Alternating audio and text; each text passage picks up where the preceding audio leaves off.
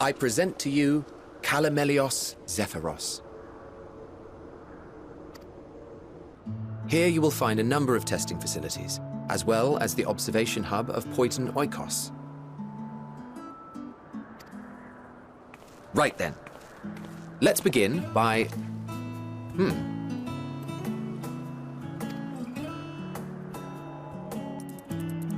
Well, well. An Arrhaeus. How delightful.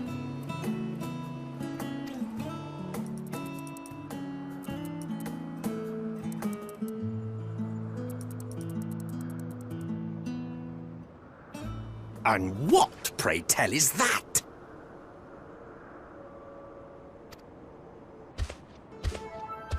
Ah, that's a new species of shark.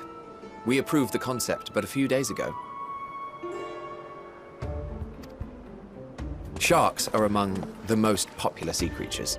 Rare is the day when someone does not submit a new concept.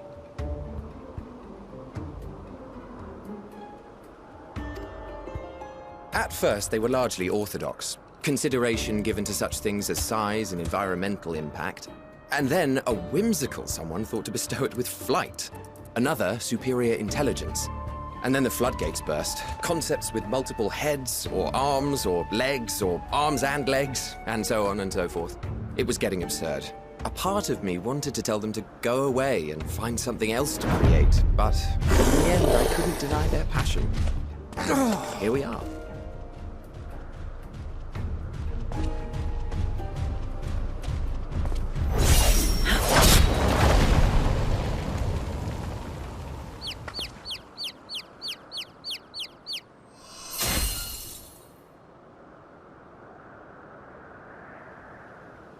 That was too close.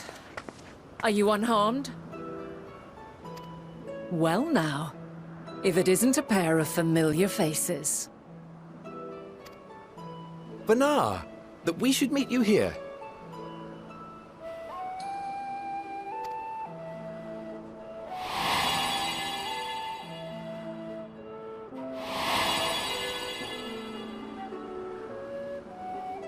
As I mentioned earlier, the better part of the convocation holds that when we retire is when we return to the star. Well, she is not among said majority. Even after stepping down, she carries on with her work. Vanar is her name, and she is the previous Azem.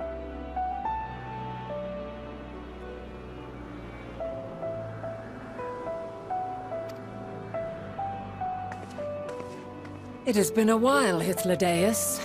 You look well. Less so, Emmet Selk. I dare say the lines upon your brow have both deepened and doubled in number. A shame for one so young. You must make an effort to frown less often.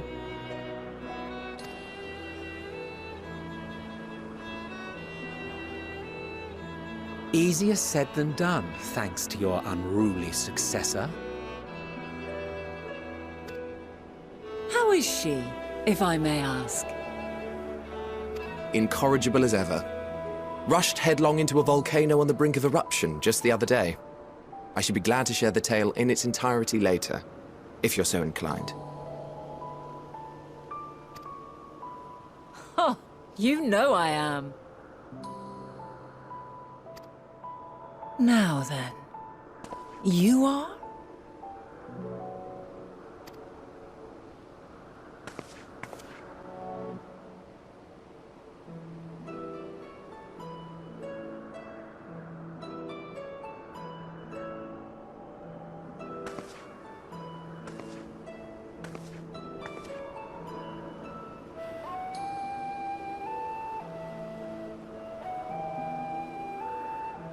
I say, have you perchance come from the future?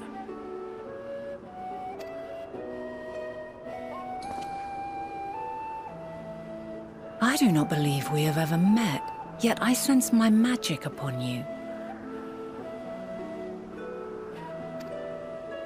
Therefore, if I wove the enchantment, I could only have done so at a later point in time.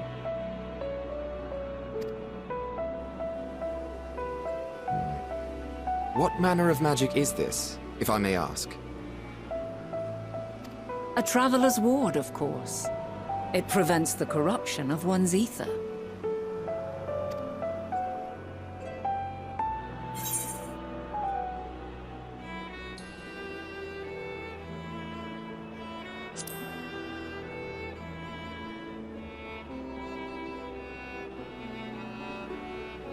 I see you are not ignorant to its presence. And while there are many protective spells, the one you bear is unmistakably mine. Hold on. From the future? That's absurd.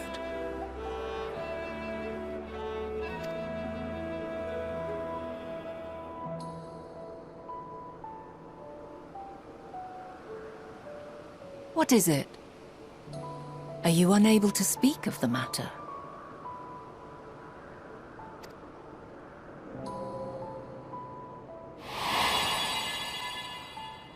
The reality to which you must return exists as a result of the final days. You cannot reshape the past to undo the tragedies of the present.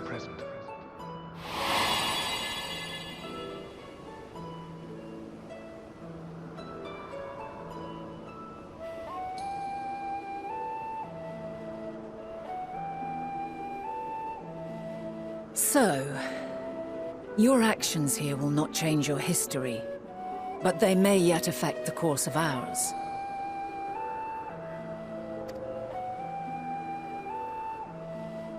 How very exciting! I'm quite fond of delving into the unknown, and there's naught more unknown than the future.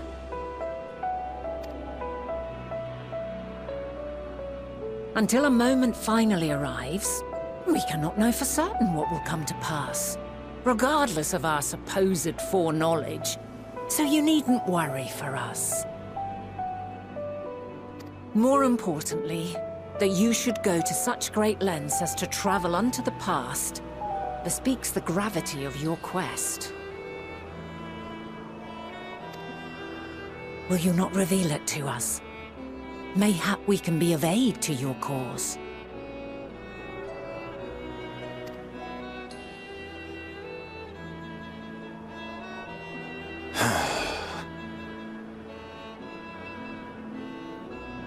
If this is true, then you've been keeping quite the secret to yourself. As a representative of the Convocation, I will hear it all. Your identity, purpose, everything.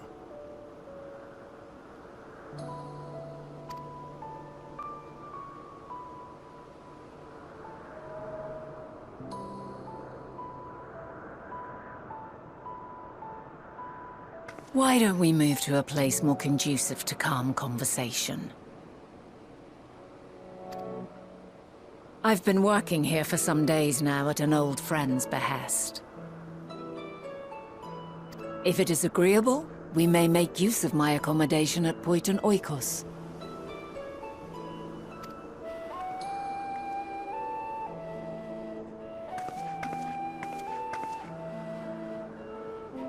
We were meant to meet. I am certain of it.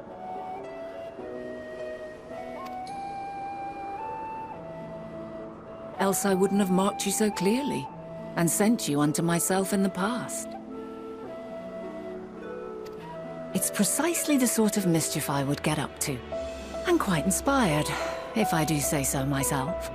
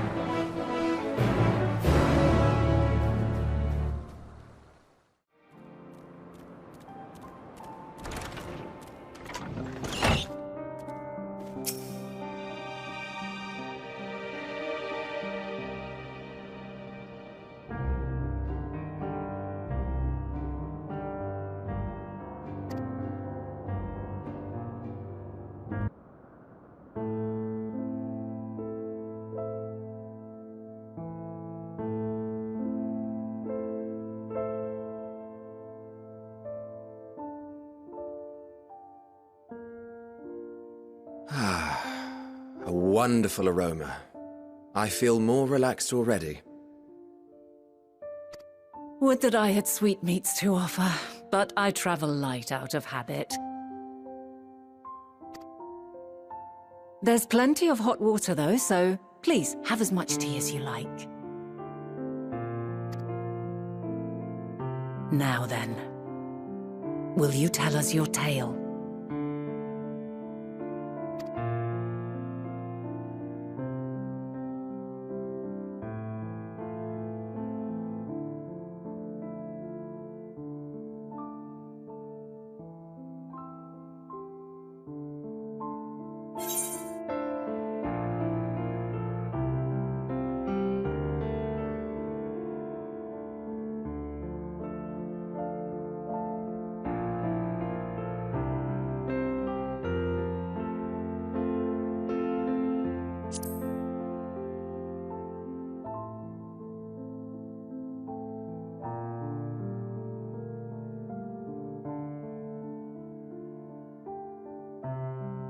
Why don't you start from the beginning?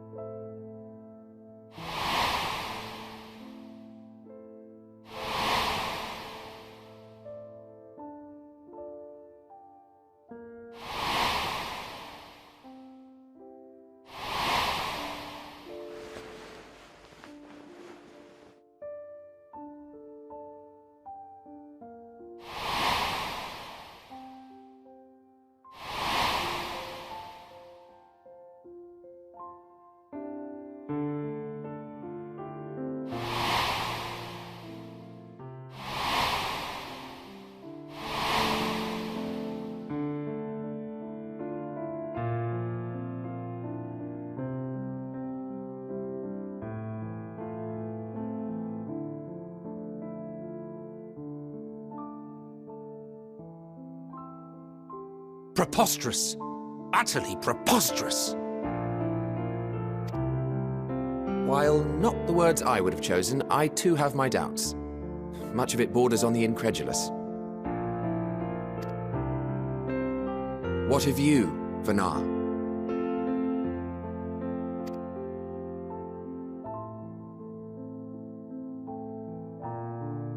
Not knowing the precise details of the first final days, it is difficult to determine the veracity of the tale.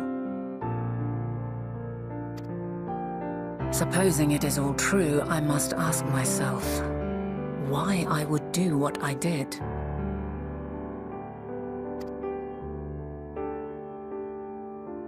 Why would I feel I had no recourse but to oppose the 14 and create this Hydaelyn? Circumstances change, of course, but it would not have been an easy decision regardless. No, there must have been a reason. One compelling enough to force me to take such drastic measures. Then there is the Elpis flower, which I said would serve as a guide. That it's of import to your mission is plain, but your presence here leads me to believe that this place also holds significance. But what could it be? What are we meant to accomplish? Might it not be simply thus?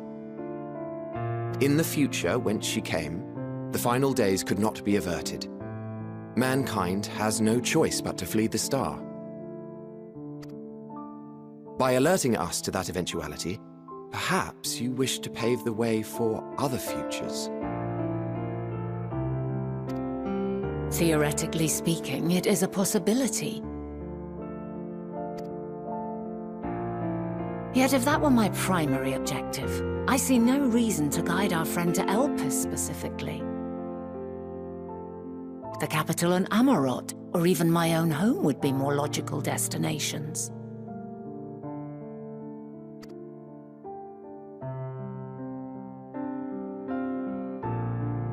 True, true.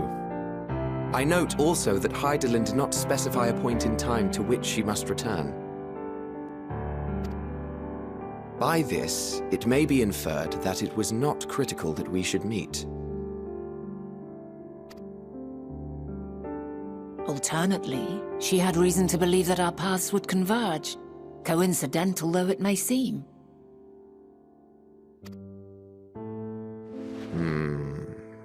This is quite a puzzle, and we do not have all the pieces. Hardly any. But we do have one immutable fact.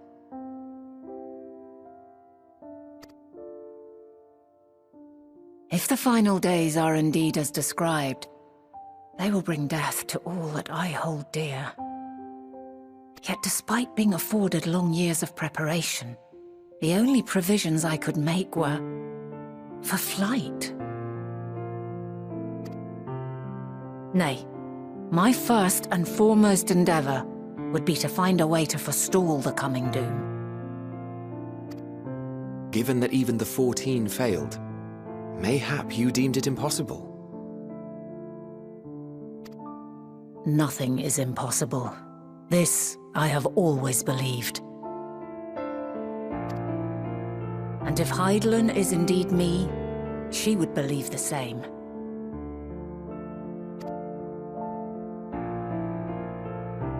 Listen to yourself. Are you seriously entertaining the notion that you are a messianic figure in some far-fetched tale?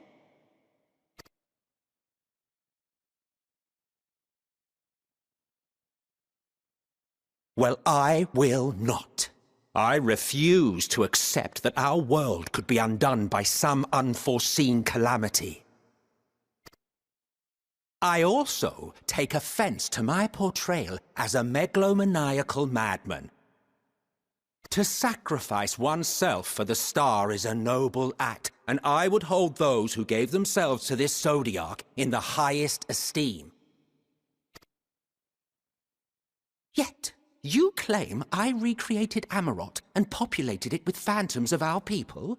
A bizarre indulgence that would be insulting to their memory. Worse still, I even invited you there. Literally invited my own downfall. Why would I do something so idiotic and inexplicable?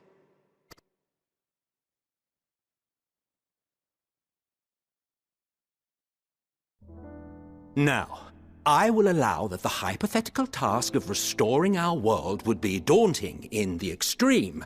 The thought of having to bear such a burden for 1,000 lives horrifies me. But I would never forsake my duty. I would never forsake my brethren.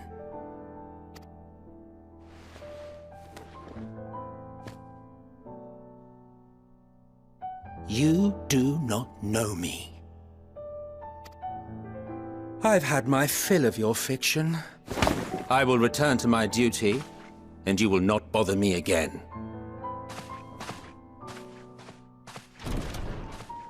Emet-Selch! Wait!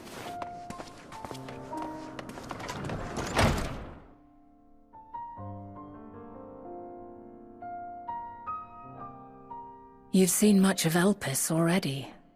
If you have any observations to share, I should like to hear them.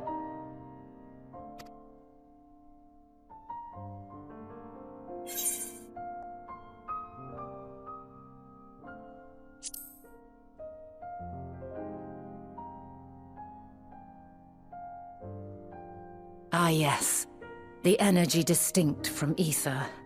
Though not my field, I have a basic understanding of dynamis. And you say Hermes researched the phenomenon in the course of creating Meteon? Yes, I believe this warrants further investigation.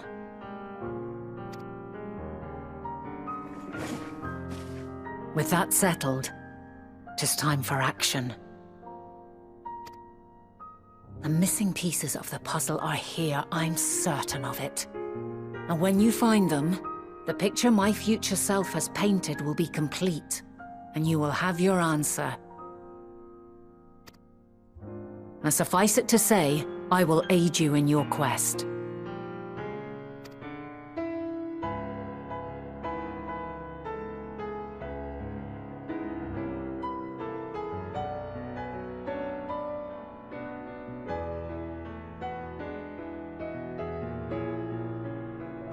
Have faith. If Emmet Selk is the man Azum described to me, we've not seen the last of him.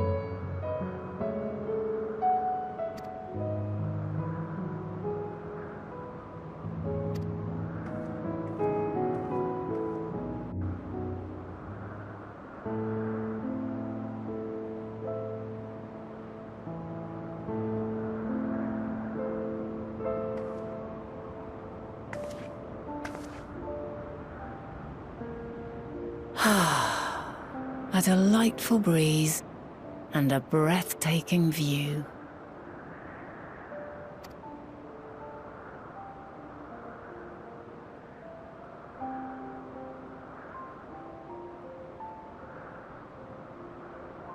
What is it like in the future? Is the world still a beautiful place?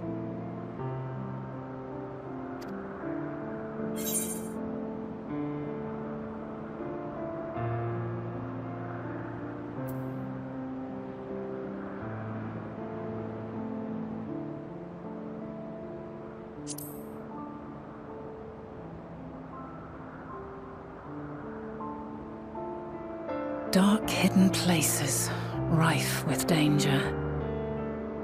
Those have an altogether different, but no less powerful sort of appeal.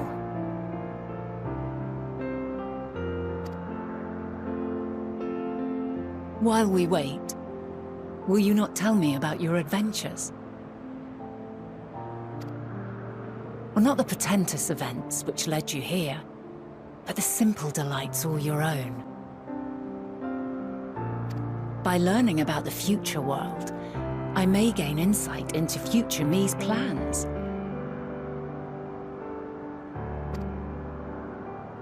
But more than that, I have an interest simply as a fellow traveler. Short of going somewhere oneself, there's naught more stirring than hearing another's account.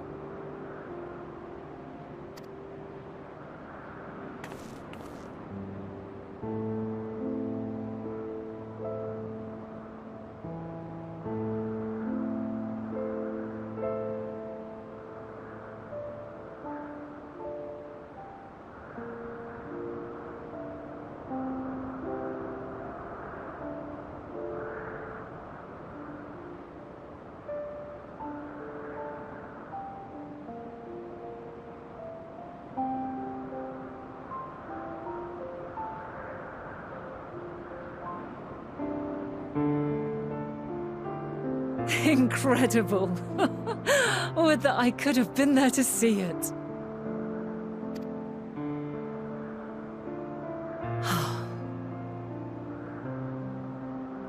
Yours is a harsh and unforgiving world. Yet in spite of this, your brethren hold fast to their virtue. To know that the light of mankind's potential still shines, even in that faraway place, it gives me heart.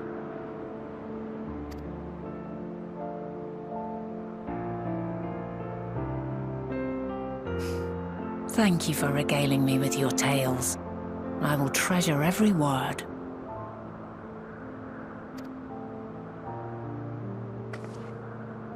As you know, I was once a scholar. And among other things, I sought to understand the workings of the world. What exactly is ether? How formed the laws of nature? Whence sprung mankind? Riddles and mysteries beyond counting. Over the years, I have managed to find answers to some few of them. Yet rather than attain a sense of mastery, the more I understood, the more I came to hold the world and its miracles in awe. We too are miracles, each and every one of us. Born of the warm breath of life that traverses the heavens, swirling through eternity. When I fully grasped the improbability of our existence, nothing felt impossible anymore. If it could be imagined, it could be done.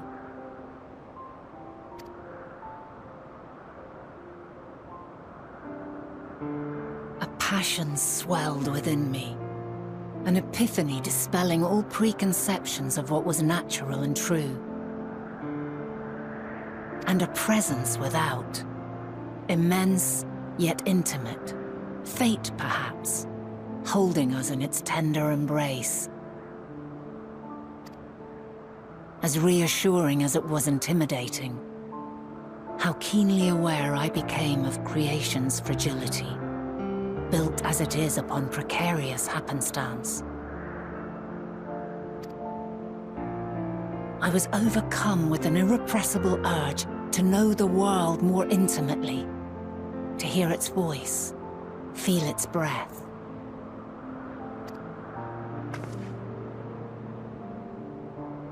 I ventured forth on a journey that very day, so very long ago now.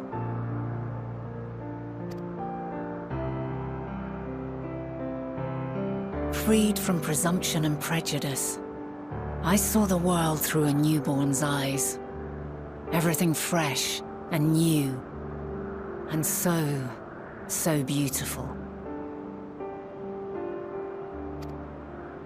Lands that stretched on forever. Skies one could drown in. The heartbeat of nature, silent yet strong. And amidst it all a people. Beacons of light and life. Laughter that warmed my heart like naught else before. They are my meaning, and my purpose, my love. And so long as they need help, I cannot return to the star. Perhaps my future self is still waiting for it. A moment she can let go and walk unto the end. Safe in the knowledge that man will find his own way.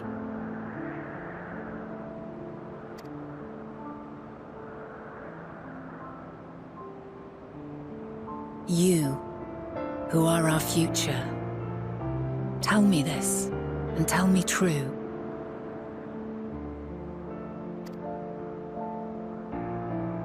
Has your journey been good? Has it been worthwhile?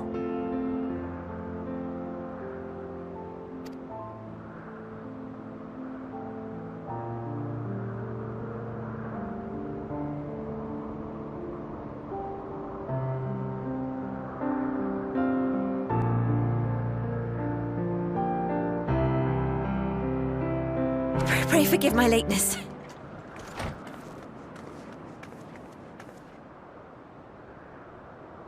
My observation subject was rather irritable, and it took a while to settle it down. No need to apologize. Your work takes precedence. Besides, we had a pleasant conversation in the meantime. You're too kind. Now then, I'm told you wished to ask me some questions. Indeed. I've an interest in one of Hermes' creations. Meteon. You witnessed a host of them take flight, yes? Oh, that! Yes, I did. 'Twas in the dark of the morn. I'd left the Thalassai after nocturnal observation.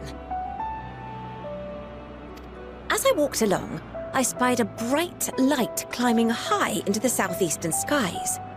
Then, in an instant, it was gone, like a shooting star, only rising rather than falling. But then another shot up, then another, and another. Intrigued, I made my way to the edge to investigate. And who should I spy on an isle to the south but Hermes and Meteon, the Matea, rather. There were lots of them, and I realized they must be the shooting stars that I'd seen. A dazzling spectacle indeed.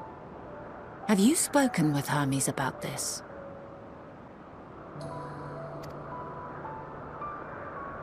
Oh, yes. The sight left such an impression on me that I approached him about his mystery project the very next day. Alas, he said that he couldn't reveal anything just yet, that he needed to conduct further tests.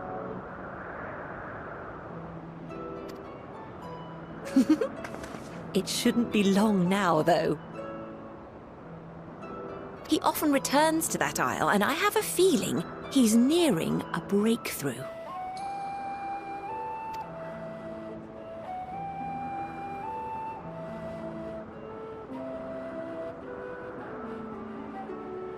Splendid. We are likewise eager for the details.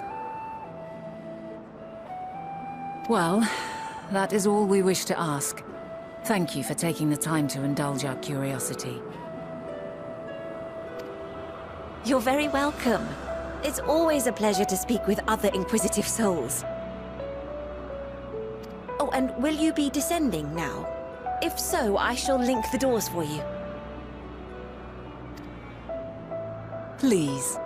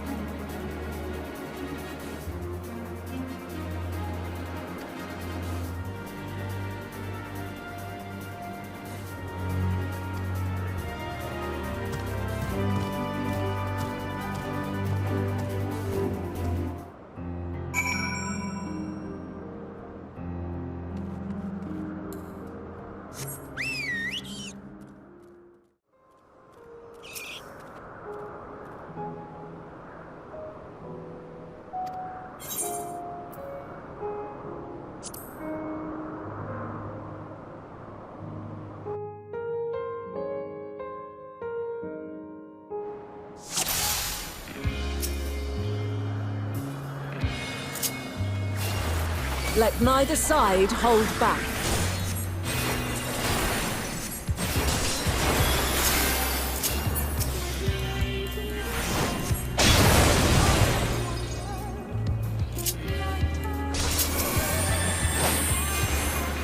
My blade sings!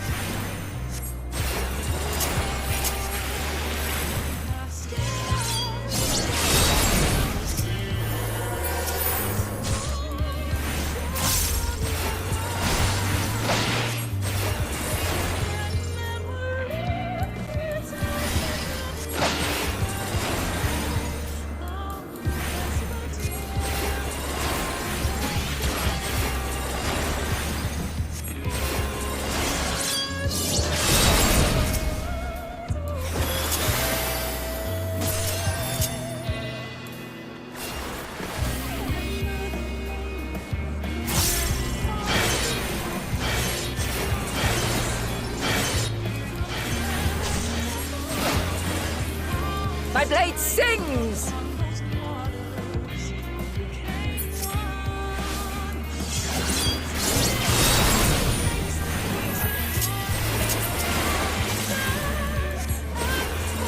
Impressive. I shall have to try something different.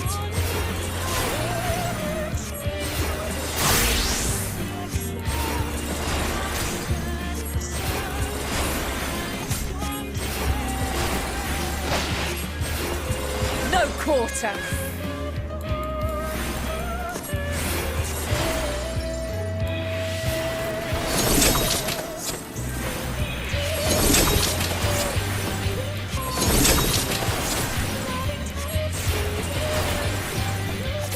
Have a taste.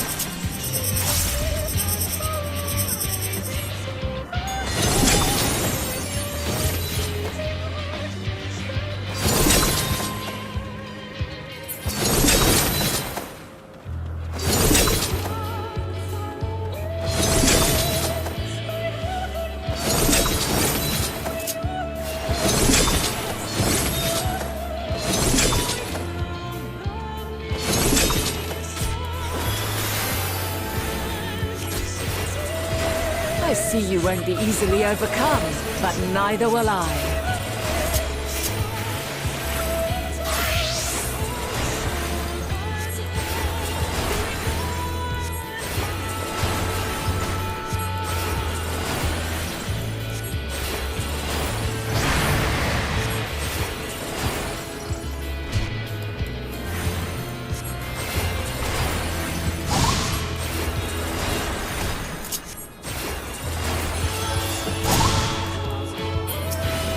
Yourself.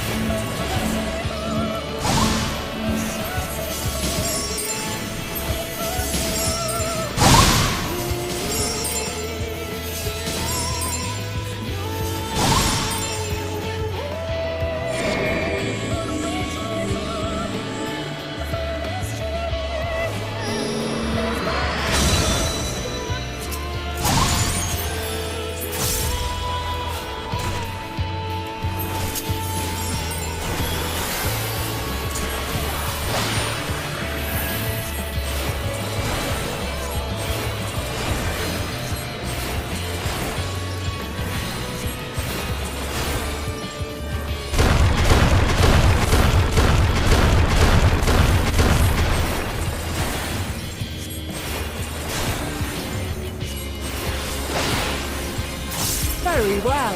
Let us move to the final trial.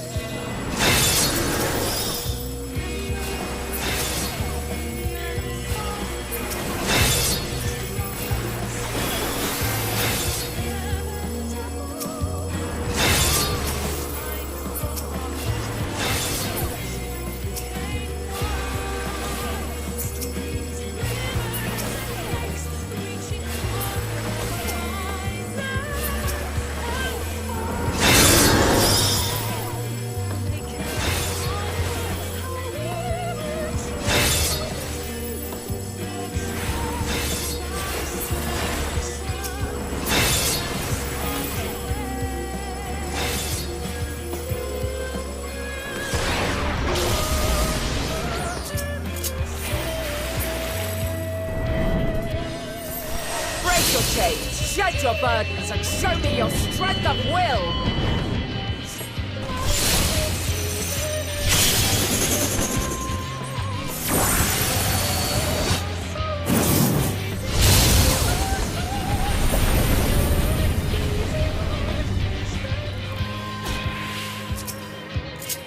You still stand. The people of your time are more resilient than I had dared hope. I have seen enough.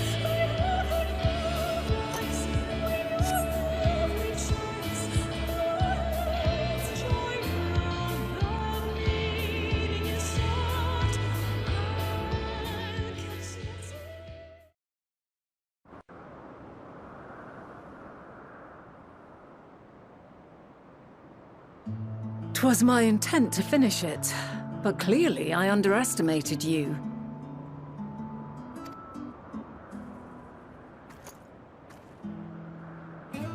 One would think I never learn. I made the same mistake with Azam when we first sparred. Despite being less than half my age, her strength was astounding. As is yours. 'Tis plain you have weathered considerable hardship. Far more even than your tales would suggest. It seems we have both learned much on our journeys.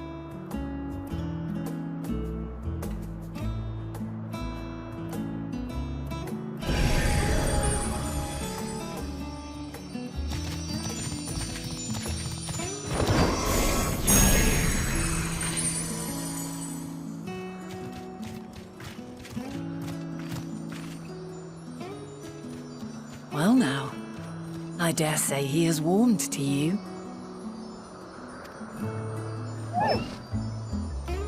A boon to be sure. He never forgets his favorites, and is ever eager to come to their aid.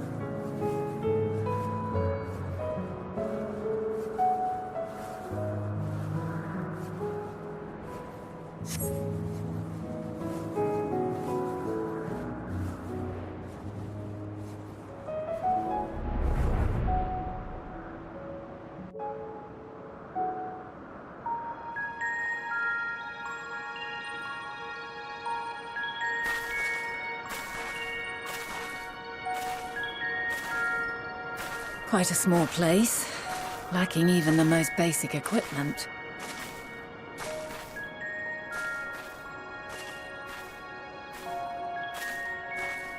The present may yield no clues, but we may yet try perusing the past. Have you done this before?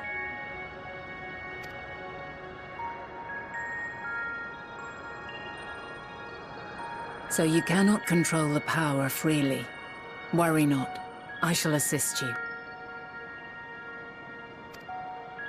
Come and stand before me.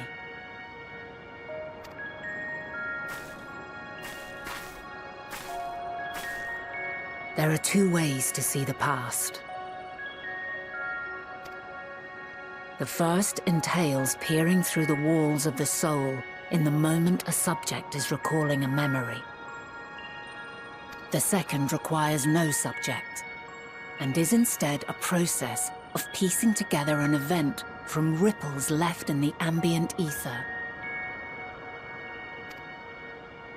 As memories are etched upon the ether of the soul, so too are they etched upon the ether of the world.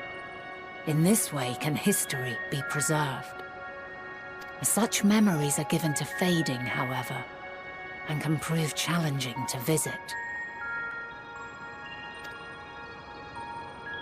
But come, let us try. Close your eyes.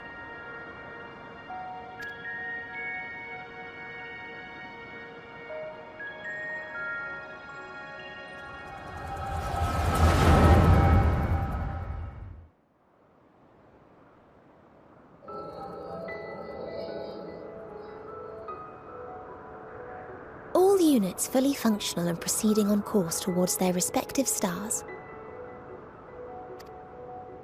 Estimated time to completion of survey is 108 cycles. End of status report. Severing connection with shared consciousness.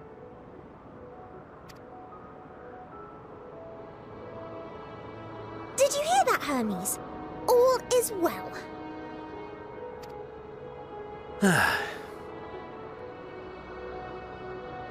Yes.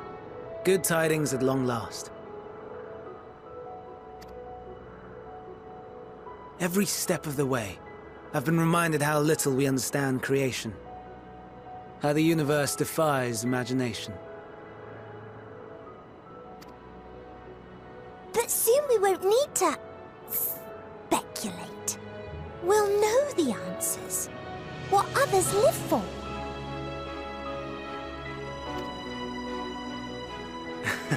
Indeed. And we'll owe it all to you and your sisters. I wonder what answers we will get. Whatever intelligent beings that exist out there are bound to be vastly different from us. Diverse in form and culture, possessed of unique ways of thinking. Their conception of life and its purpose will be no exception. Completely and utterly unlike ours. Utterly unlike... how? I have no idea. Yet whatever answers we receive, I will not dismiss them out of hand. No. I will think earnestly on them all. And I will share them with our people, that together we may contemplate our own existence. Perhaps then our star will become a better place.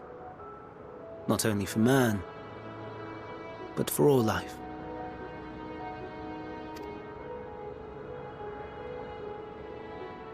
Meteion, as though I gave you wings to soar the heavens, I did not teach you how to walk the earth. So loath was I to bind another living being. In the course of your long journey, you will learn from those you meet, learn to walk and run and so much more. And when you return, older and wiser, we will have a celebration to mark your homecoming and coming of age both. Will there be apples? Covered in syrup?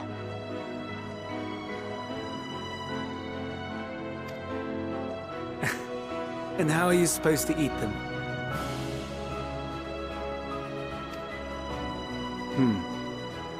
Rather than food, perhaps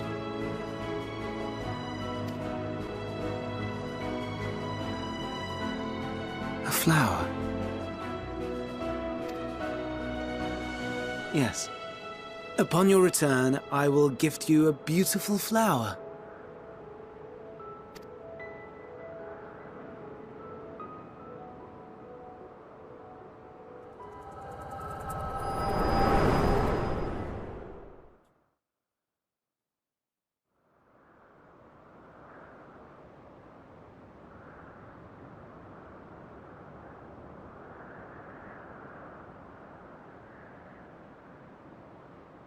So, what is your opinion?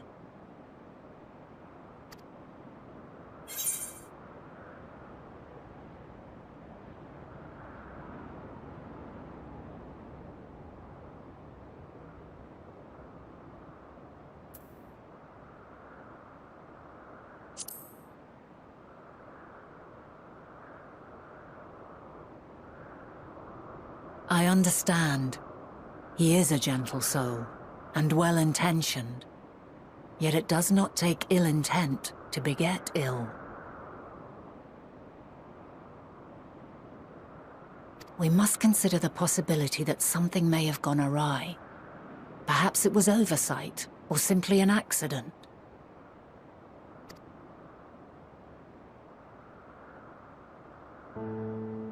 In light of this, I propose that we reveal your tale to Hermes himself. If he does not wish for the final days, as we believe, he may well join us in pursuing a solution.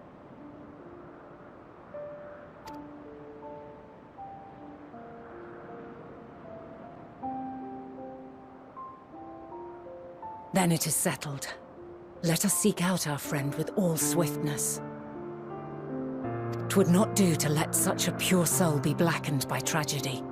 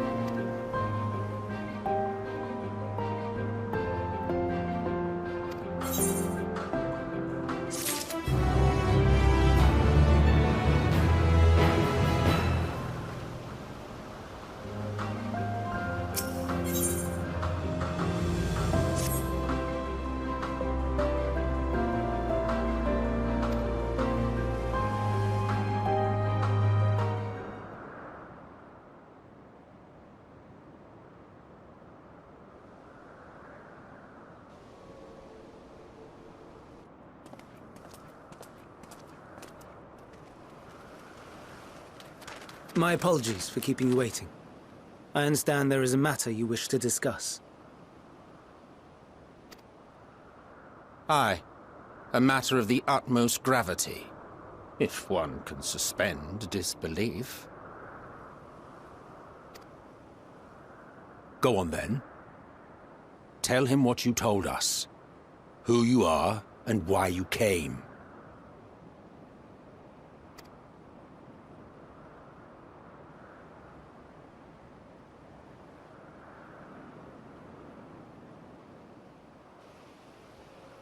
The final days.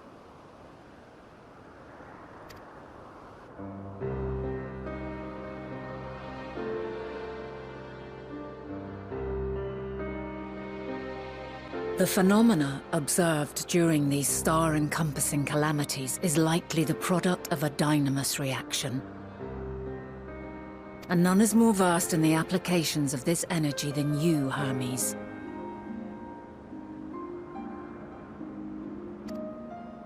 I must stress that we do not believe you would desire such destruction. We come not to lodge accusations, but to beg your wisdom. And so, distressing though the exercise may be, I ask that you share with us your opinion on the matter, on the assumption that our visitor's tale is true.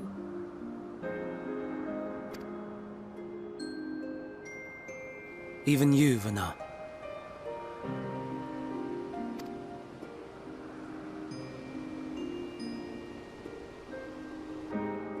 As you say, the phenomena observed in the two calamities may both be attributed to dynamis.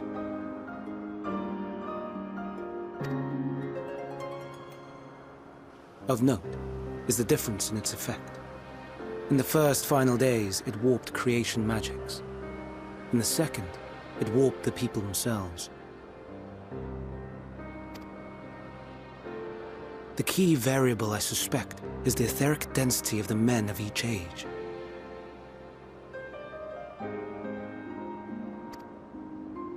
As you know, ether, in essence, negates dynamis.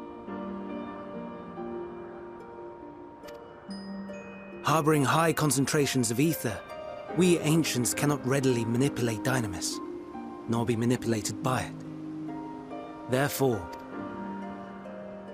in contrast, having been sundered, the people of the future are composed of but a fraction of our ether.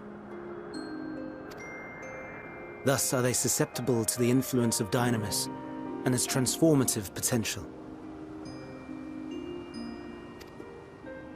But that would explain only the mechanism, not the cause. Though perhaps...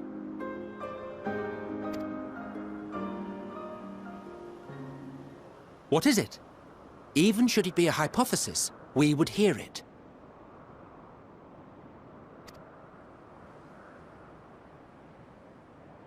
Dynamis is an energy put in motion by feelings. Feelings for which there must first exist a source. A source to which the victims must be attuned. One that harbors the selfsame negative emotions. Elsewise, it could not be the agent of such extreme change. So it wasn't the stagnation of the celestial currents. Someone, or something, is instigating the star's demise.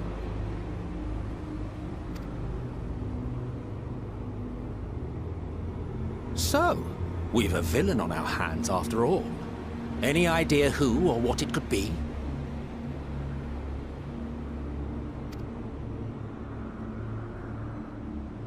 The celestial currents comprise the outermost layer of the star's ether, encasing it like a protective sphere. According to your tale, it was where the currents were weakest that the phenomena first manifested. If the inciting factor came from without Aetheris, then its effects would first be seen in those locations.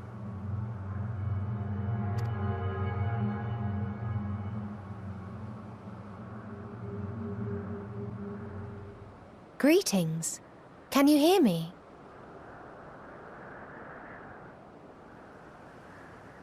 Do not be alarmed. I mean you no harm. I wish only to hear your words, share your feelings, know your thoughts. May we please be friends? Meteon. What is it? Executing scheduled task, suspending individual self and connecting to shared consciousness. Connection established. Commencing status report.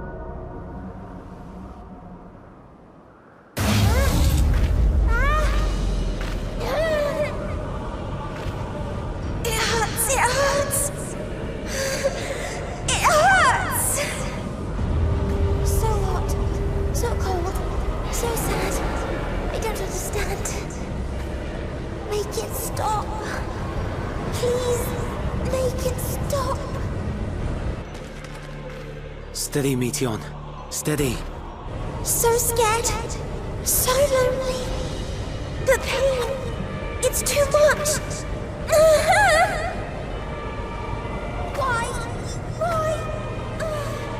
Why do we... They hurt. Hate. This is wrong. All wrong. She's gone? But how?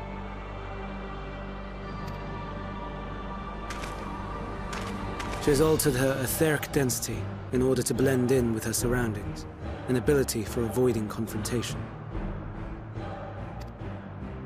Most effective. Frustratingly so. I can't see her either. Not even a trace. Stay away. Please. This is wrong. My mistake. So please. Are you all right?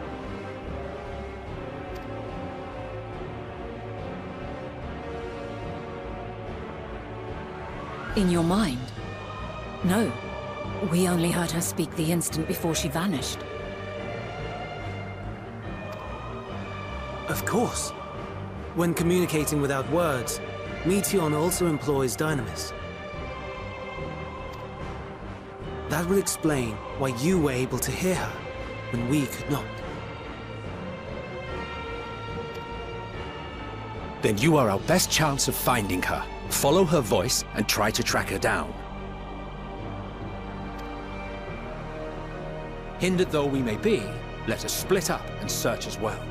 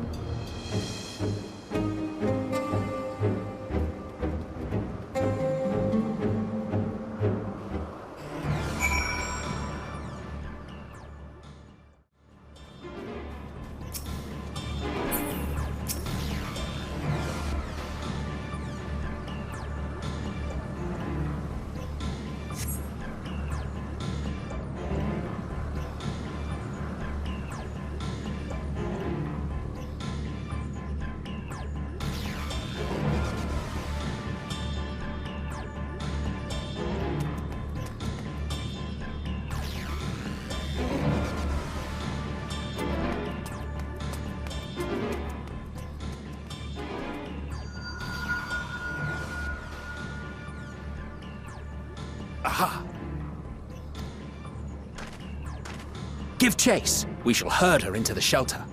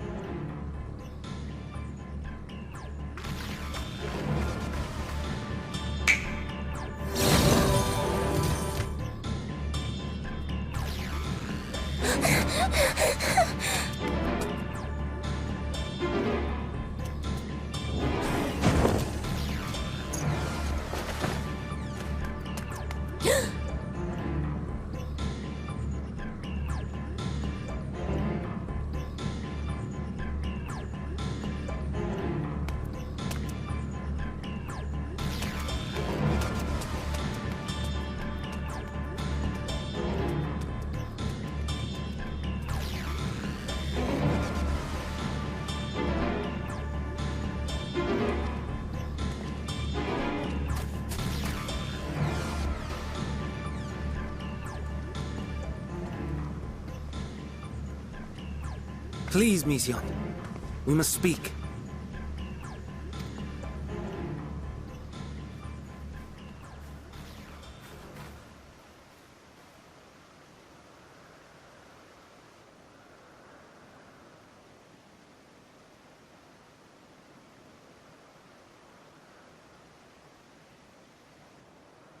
I'm sorry, Hermes.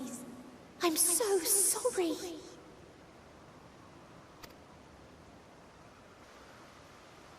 If someone can hear these words, then please.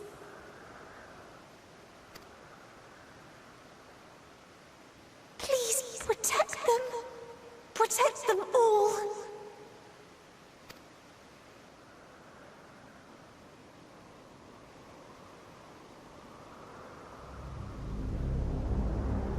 Individual self-suspended. Connection with shared consciousness stable. Our survey is complete. We shall now report our findings.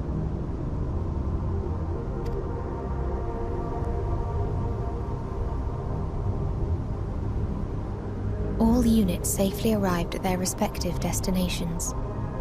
Seeking answers to Hermes' question, we attempted to make contact with the intelligent denizens of each star. Results are as follows, in order of numerical code. Enna. Traces of civilization found. Structures believed to have served as domiciles. No extant life forms detected. Dio. Ruined remnants of buildings scattered across star, surface of which is encased in ice. Presence of life could not be verified. Tria. Evidence of large population centers, akin to cities recovered. No extant life forms found, only their lingering essence. Tessera. Edifices surmised to be abandoned residences found. No extant life forms detected. Deadly plague or extreme environmental degradation likely to have led to mass extinction. They are all dead. Octo.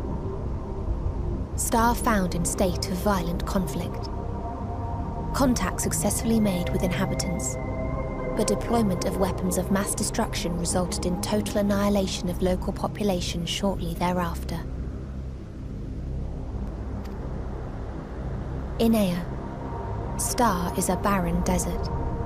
No identifiable flora found. Bones of living beings resembling men discovered beneath sands, but determination regarding their intelligence inconclusive.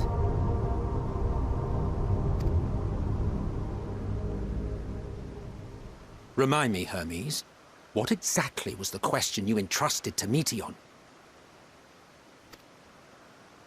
I tasked her with asking what others live for. What gives their lives meaning. Did you consider what may happen if the premise of the question is flawed? To be able to answer it, one must be living and desire to continue doing so.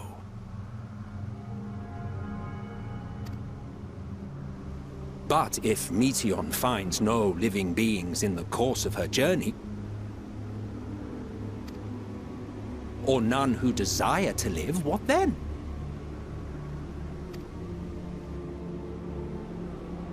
What answers would she derive from their silence?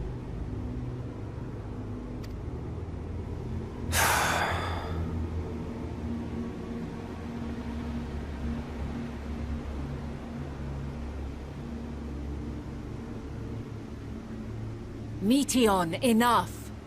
Suspend your mission, and return hither at once. Decapente. Local civilization once flourished under auspices of higher power. Said power later laid waste to civilization in fit of rage. Upon revealing this to me, entity elected to self-terminate in lieu of providing answer to question. No other intelligent life forms found.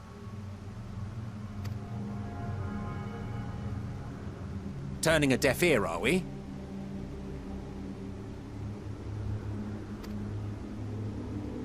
We are taking Meteion back to Amarot. As I understand, we will need her if we are to bring back all of her sisters. Yes.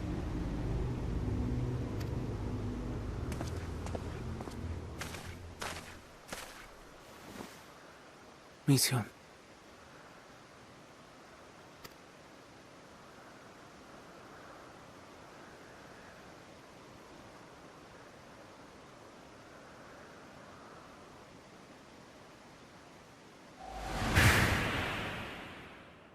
It isn't right, is it?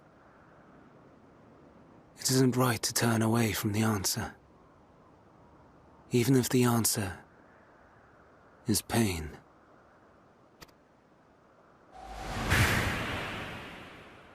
Even if we aberrations must scream ourselves hoarse to be heard.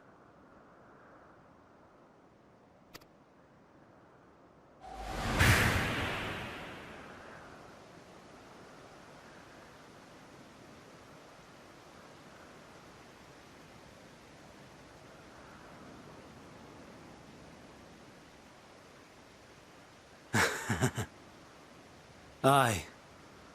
Whatever answers we find, I will not dismiss them out of hand. These words I said to you, and I will hold myself to them.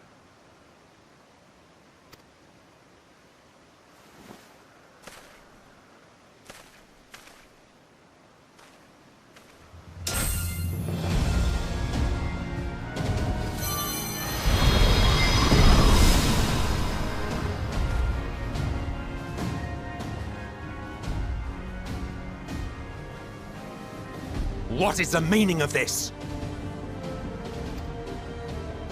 You cannot take Meteion, not until she has finished her report. All else must wait.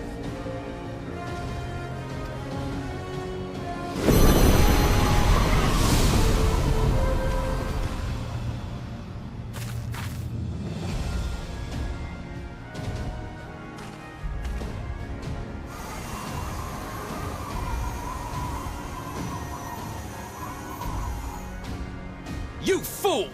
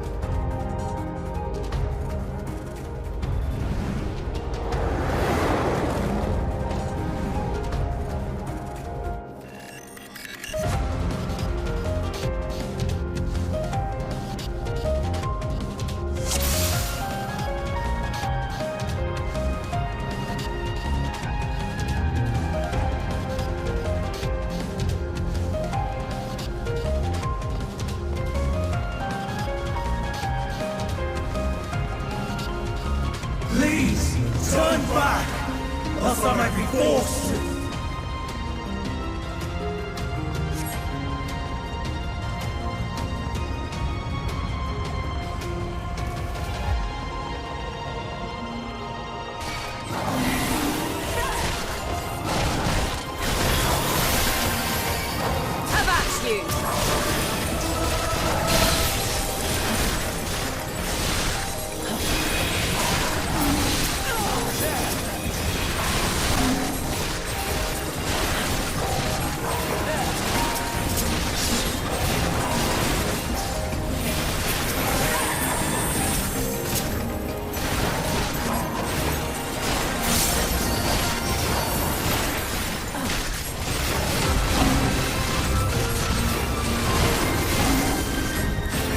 I'm not entirely useless.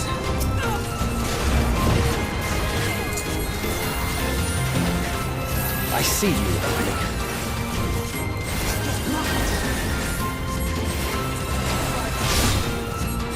I see you opening.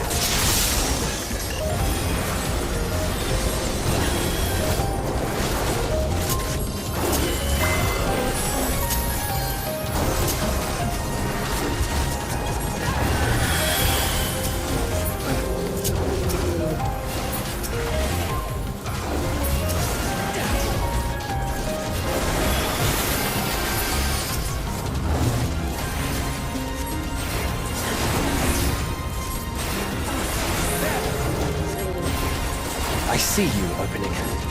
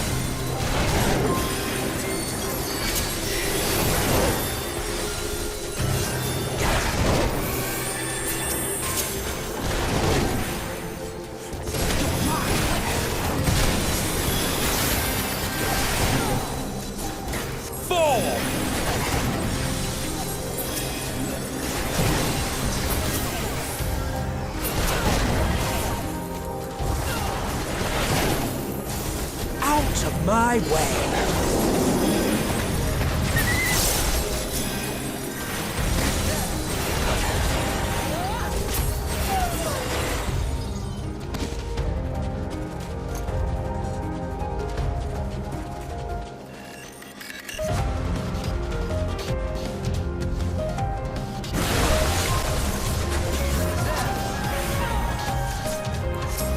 How about you?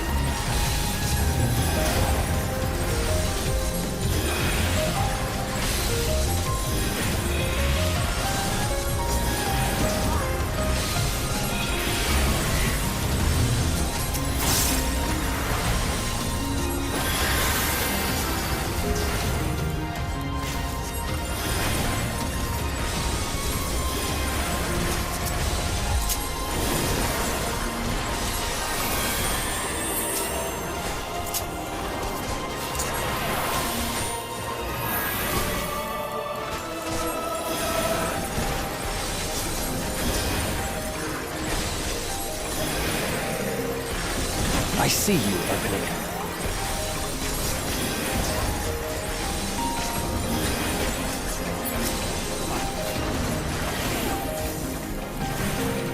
I'm not entirely useless.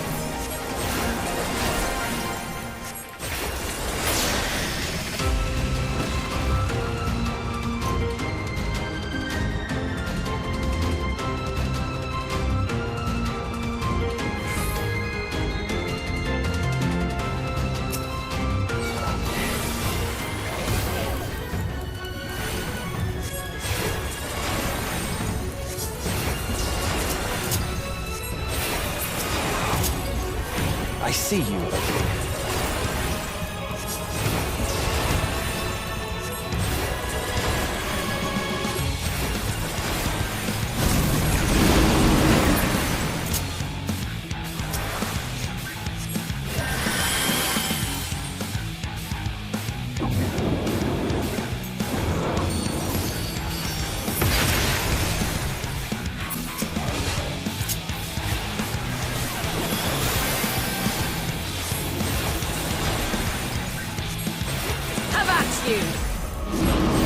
Out of my way!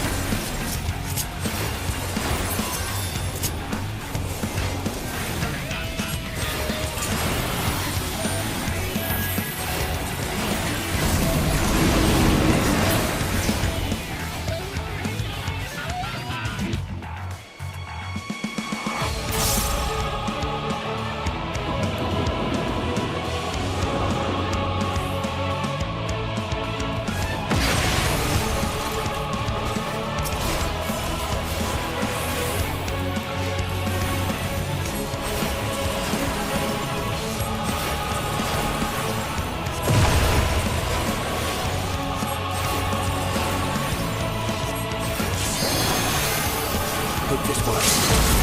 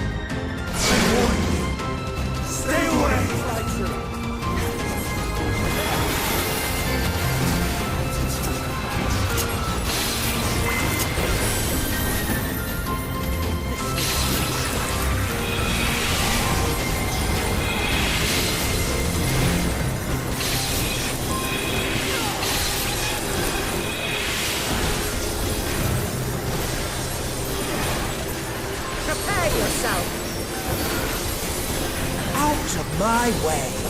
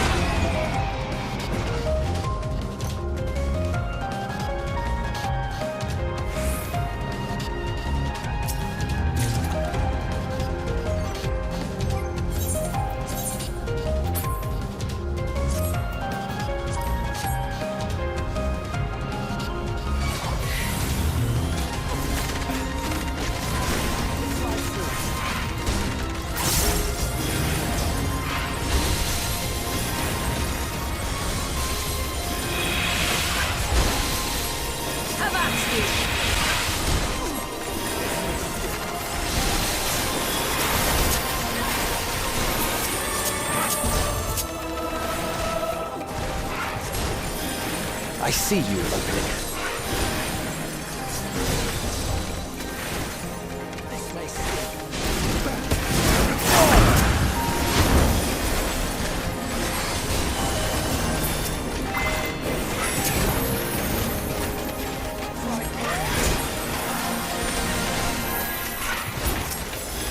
face you.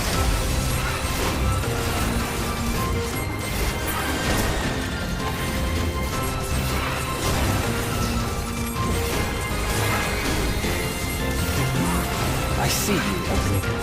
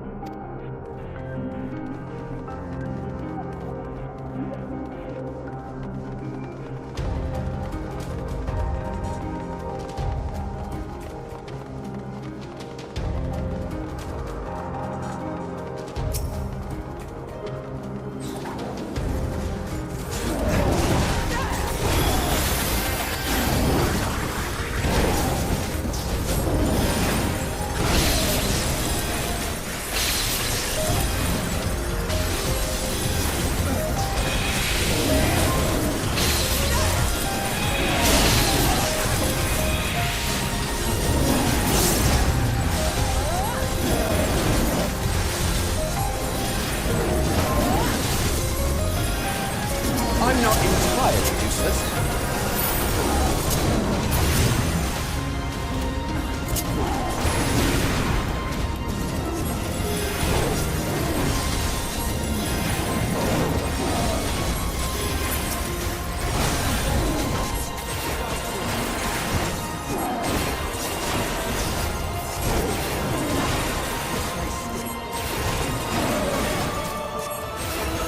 Out of my way!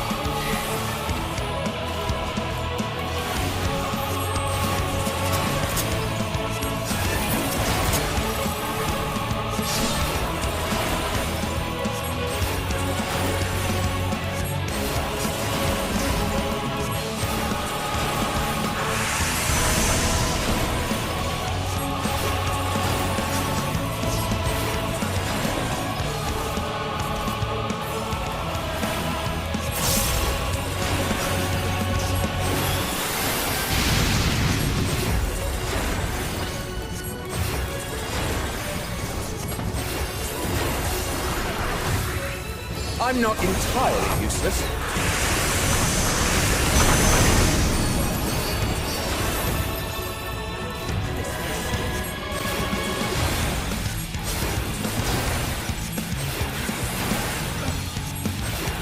I see you.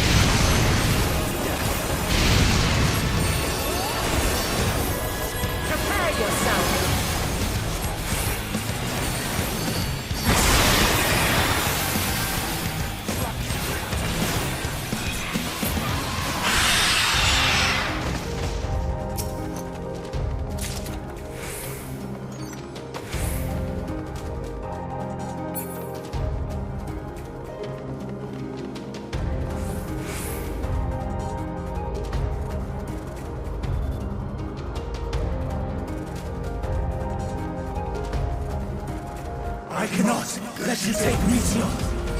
Not yet!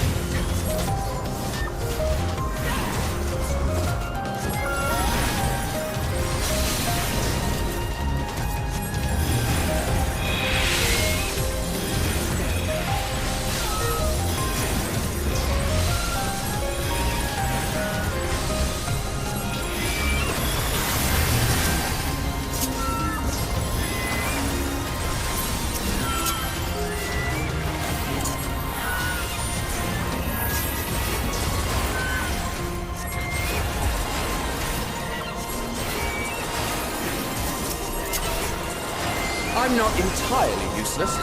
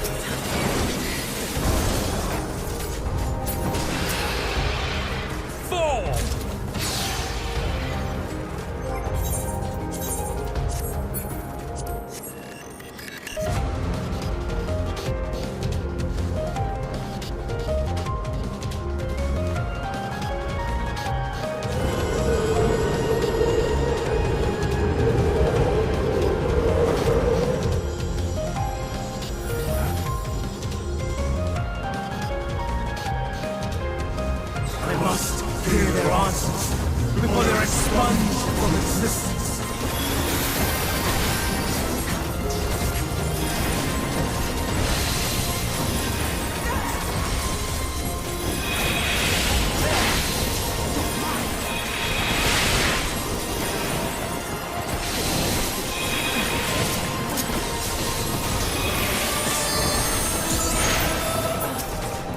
I see you opening.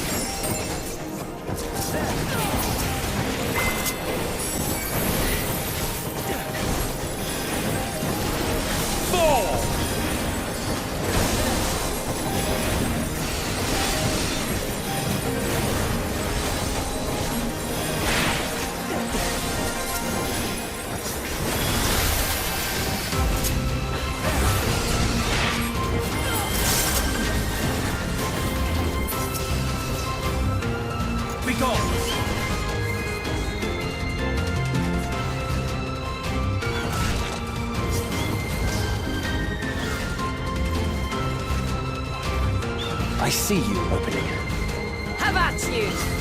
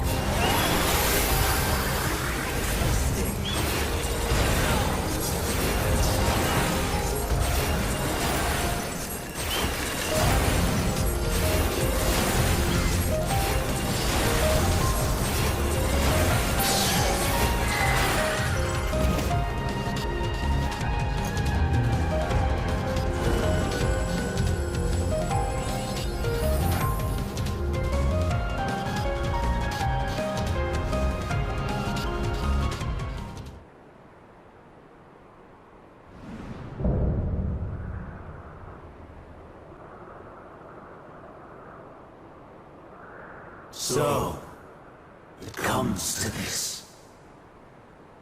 I have no wish to fight, but this time, I cannot yield. Though the world may think me a mad, desperate fool, I will hold fast to my conviction.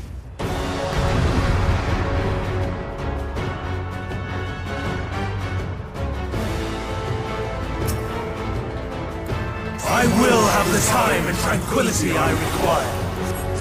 I see you, Evelyn. Gust and gale, gather to me! Forward!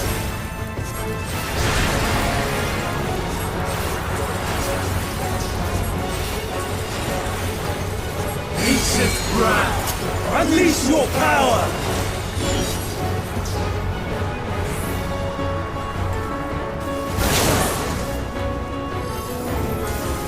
Dancing winds, pierce my foes!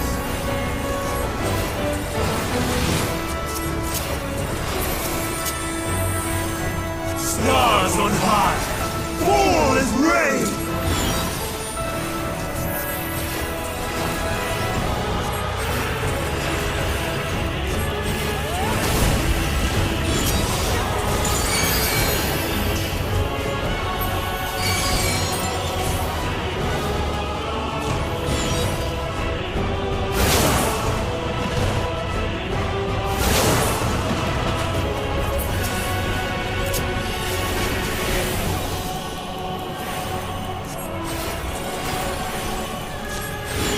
I'm not entirely useless.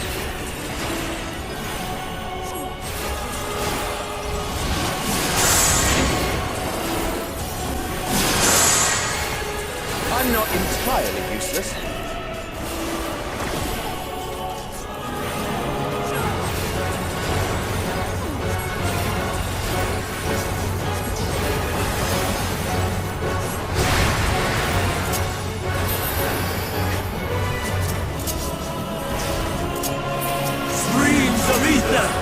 Surge as one!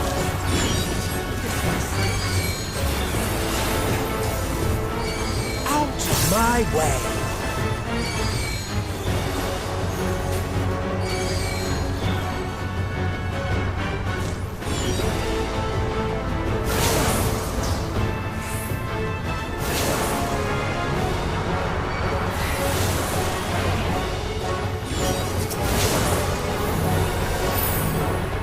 You.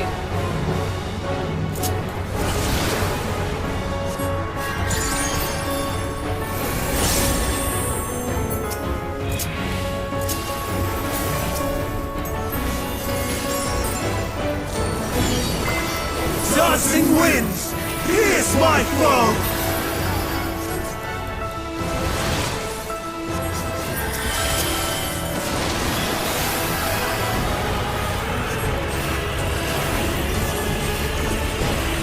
I'm not entirely useless.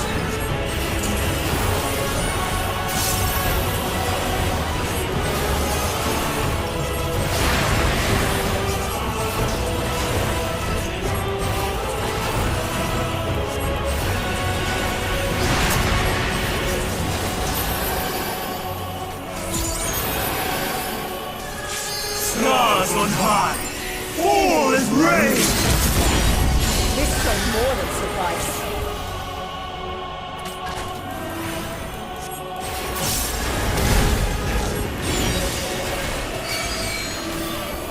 Ren? This shall more than suffice.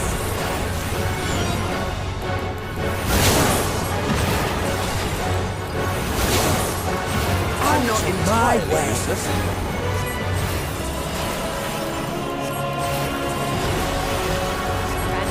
Even when transformed, I am not finished yet.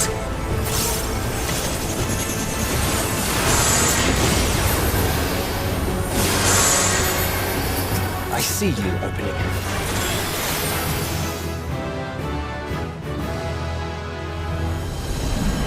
No!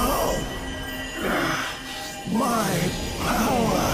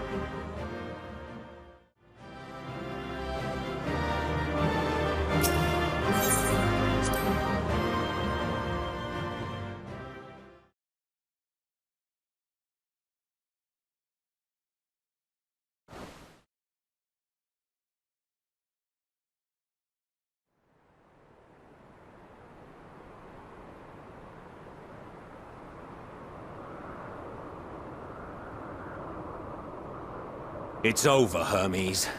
In the name of the Convocation, I hereby take Meteion into custody. And setting aside the matter of your nomination, you will come with us too. We require your knowledge to assess and resolve the situation.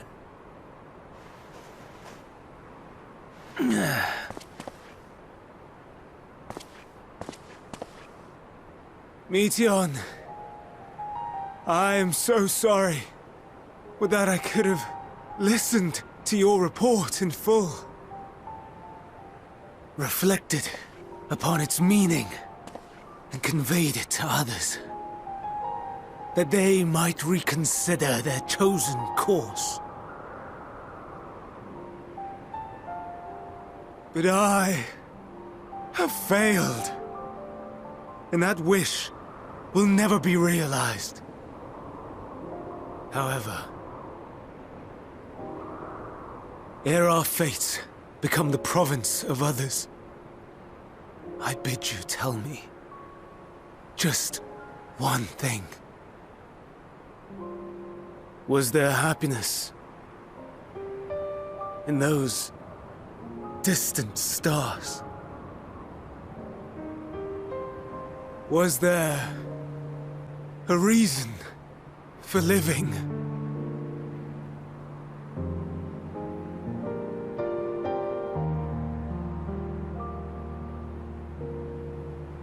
We conducted our search as per your instructions.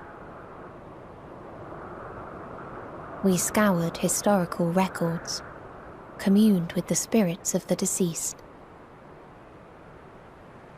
heard the final testaments of the dying, welcomed their shadowed hearts into our own. One race had striven to create a world bereft of animosity. They renounced relationships to avoid interpersonal strife, and in so doing brought about societal collapse. One race had renounced war and devoted itself to the enrichment of its people. They were conquered. Though they destroyed the enemy in reprisal, they could not regain their former glory. One race had concluded that finite time was the root of all woes. Aspiring to shatter its shackles, they went in search of infinity. They discovered nothing is infinite, and that neither time or death can be cheated. Disillusioned, they gave up on the future and themselves. One race had discarded all things that gave rise to sorrow, hoping to have only joy. They found joy lost its savor in the absence of sorrow, and lost their will to live. Though worlds apart, these peoples shared a belief. The belief that they had tried their best. That they had tried to fulfill their potential with every step and success. In the course of which, they learned the truth. That they would never be free of fear and sorrow, anger and despair, of loneliness, so long as they yet lived. Even now their souls cry out for oblivion. And to this song of anguish, I lend my voice. We lend our voice. Oh, beloved mankind, shimmering jewels of beautiful Etheris, rejoice, for we will free you from the cruel yoke of existence. There is no need to struggle in vain, for in nihility awaits salvation. You will know peace and serenity, and it will be beautiful. We will make our nest at the edge of the universe. And there, in the dark of dead worlds, hoard sorrow and suffering. There we will sing, our chorus ever louder and ever clearer, that our song may reach even this ether-shrouded star. Such is the answer we have found in the stars. Such is the gift we now offer to Etheris.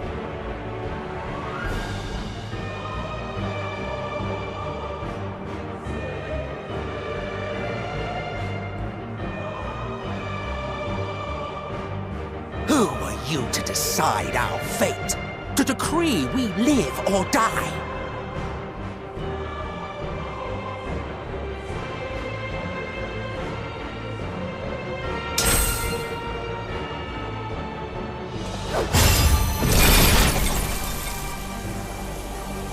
Have you lost your mind? You heard what she said. She means to destroy us all, yet you'd still take her side? In the name of the star, we have discarded those creations that we deemed flawed.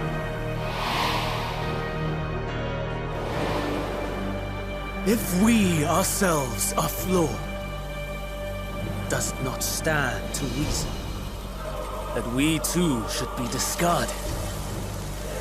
That is sophistry, and you know it! Perhaps it is.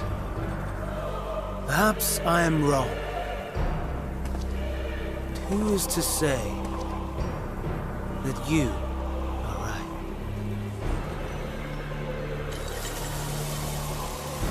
Let us settle this with a determination. In my authority as Chief Overseer of Elpis, I will make a judgment on man's fitness to exist.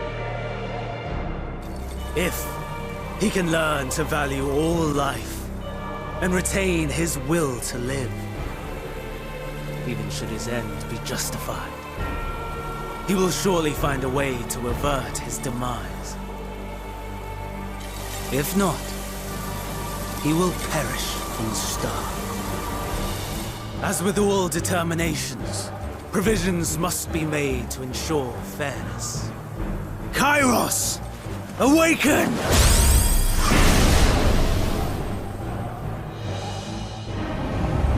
Memory reconfiguration system Kairos activated. Awaiting instruction.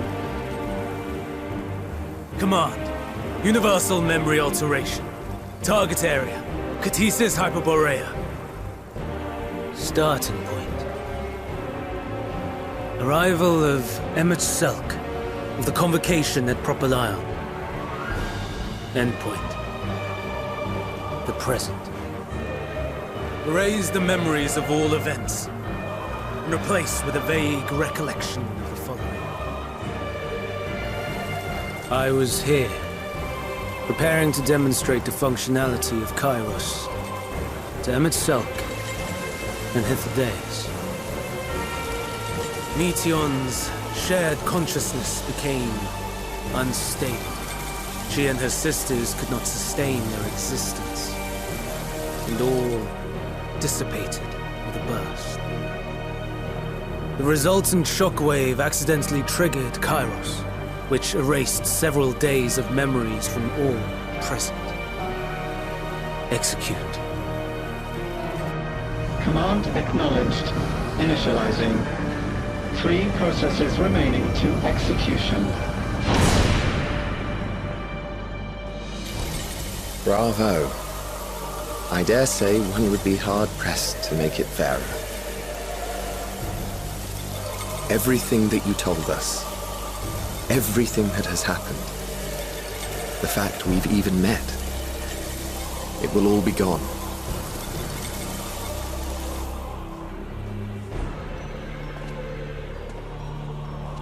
Go, Meteon. To the edge of the universe. where none can reach you. Hermes? Won't you come with me? If you were to shed your flesh, I should be able to carry you.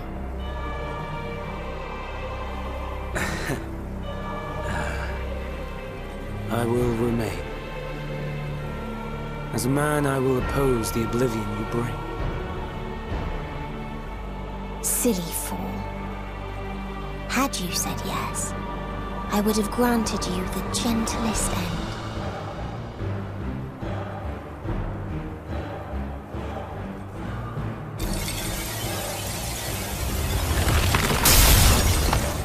This ends here!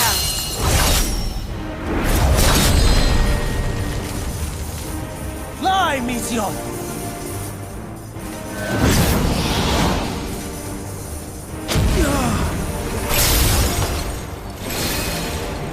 That is far enough, Hermes! Argos, to me!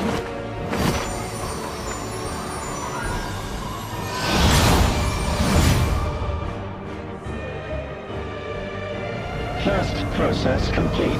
2 remaining to execution of memory reconfiguration.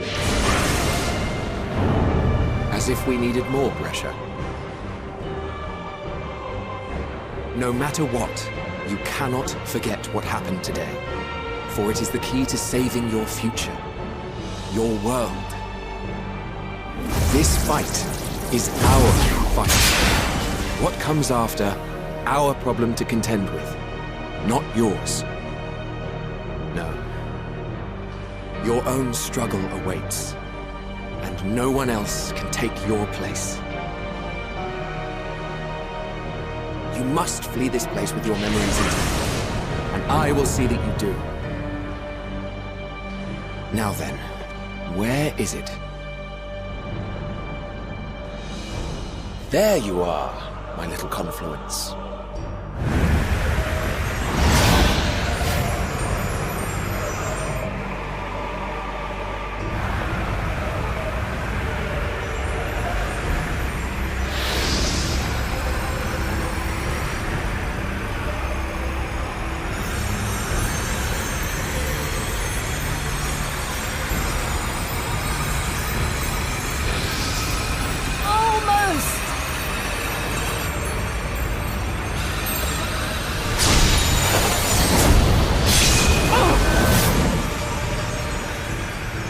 Very well, then.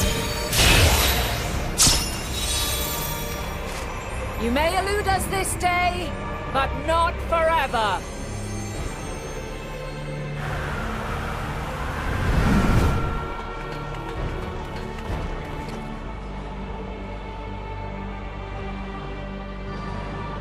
Meteon's gotten away.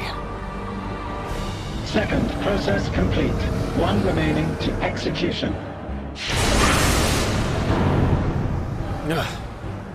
No time for brooding.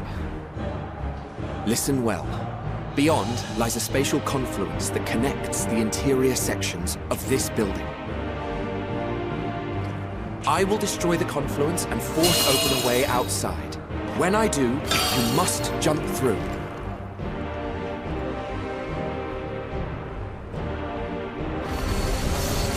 I cannot tell you how sorry I am. But neither can I let you escape!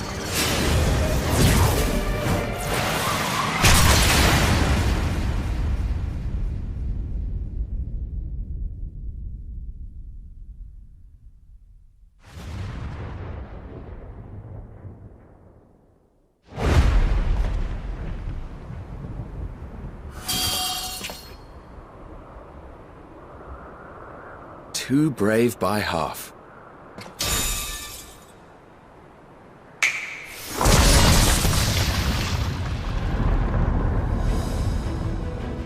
Exemplary work, as always, Emmett Selk. What? But how? I thought the confluence was... over... Over there? Yes. We were rather hoping you would. It was never anywhere but where it is now.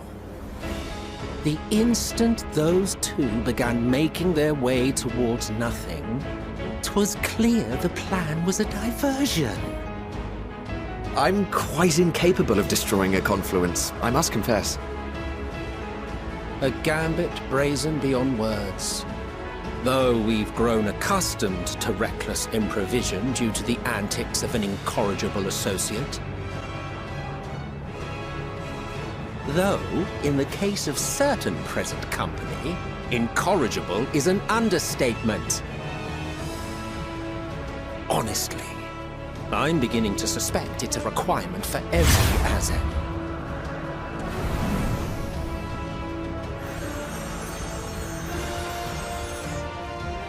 There's no time! Quickly! Even now, I do not believe your tale. I would not suffer us to walk such a wretched path. Still, if it must be said, do not squander it, the legacy I leave you.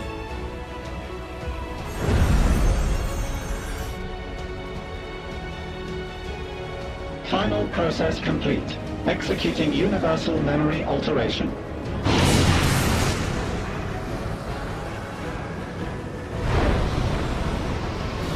Go, Argos!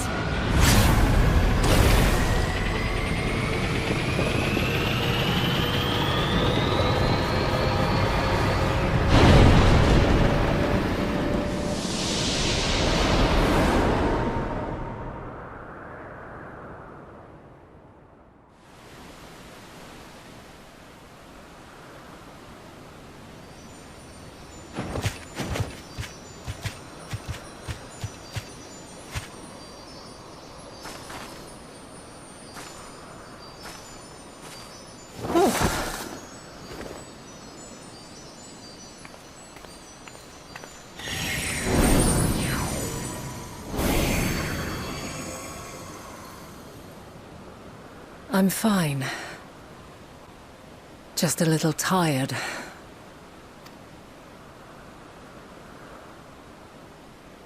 Can it be true?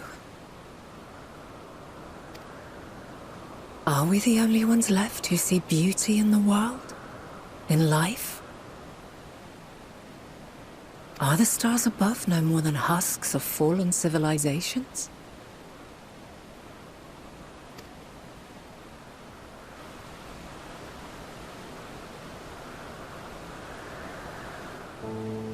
And yet...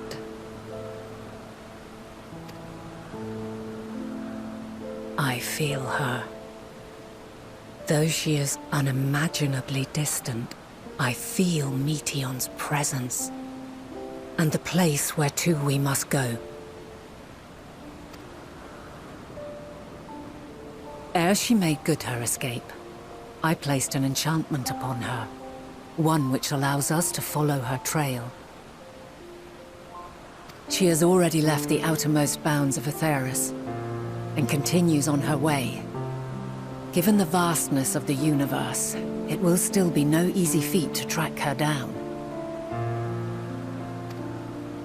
But thanks to Emmet Selk and his Ladeus, all is not lost. We remember. So long as we remember, our fates remain ours to shape.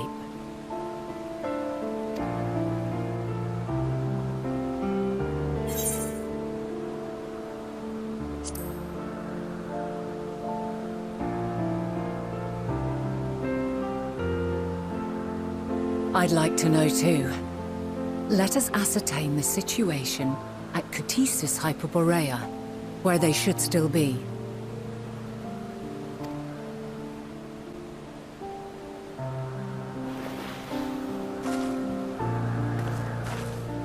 Given the likely state of their memories, however, it would be imprudent for us to approach them directly. In which case...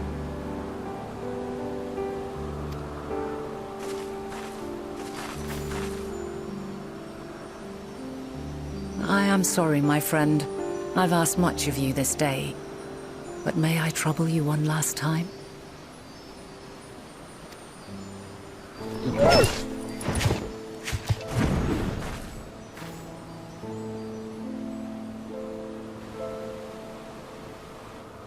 Argos will investigate in our stead. We will share in his consciousness and see and hear as if we were with him. Now, close your eyes and open your mind.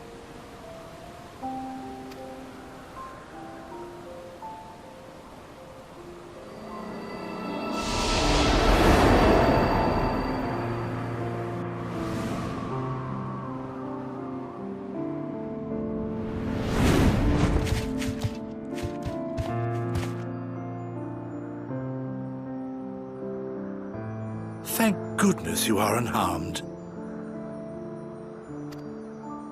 Unharmed? There is a gaping hole in my memories. I can scarcely remember arriving here in Elpis. Forgive me. I was preparing to demonstrate the functionality of Kairos to our guests.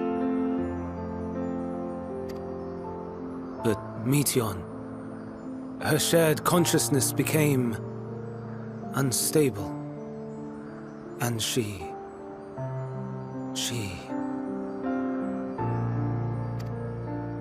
So, that's what prompted the state of alert. And when you went to investigate, you were caught in Kairos's accidental operation. So it would seem. It's all a blur to me. Such an unfortunate accident. Oh, and what of Vinar and your other companion? You went inside together, as I recall. We did?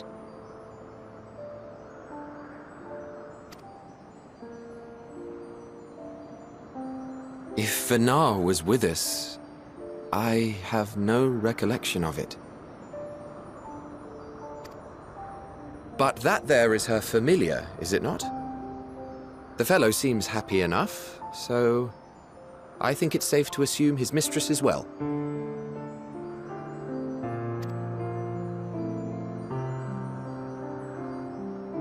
I haven't the slightest notion who this other companion might be, however.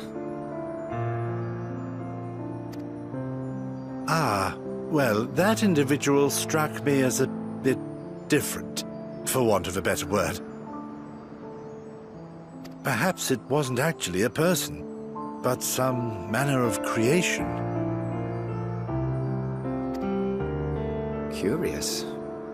I must ask Vinar about it when next we meet. Yes, you do that. Now, if we may tend to Hermes, whatever this Meteon did, it seems he bore the brunt of it. Once you are fit to travel, you will return with us to Amarot. We need to make certain there are no other ill effects. Also, I am here on business of the 14. We've already had the conversation, like as not, but since your toy wiped my memory, we'll have to have it again. Yes, of course. As you see fit. This Kairos, it manipulates memories through the emission of etheric waves, correct? There is a theory which holds that memories scoured by blasts of ether are restored when the soul is cleansed in the underworld. If true, then perhaps when our time comes to return to the star, we shall remember these few days we have lost. I doubt aught of interest occurred. Look forward to the revelation if you like, but I should prefer to reminisce on more meaningful moments.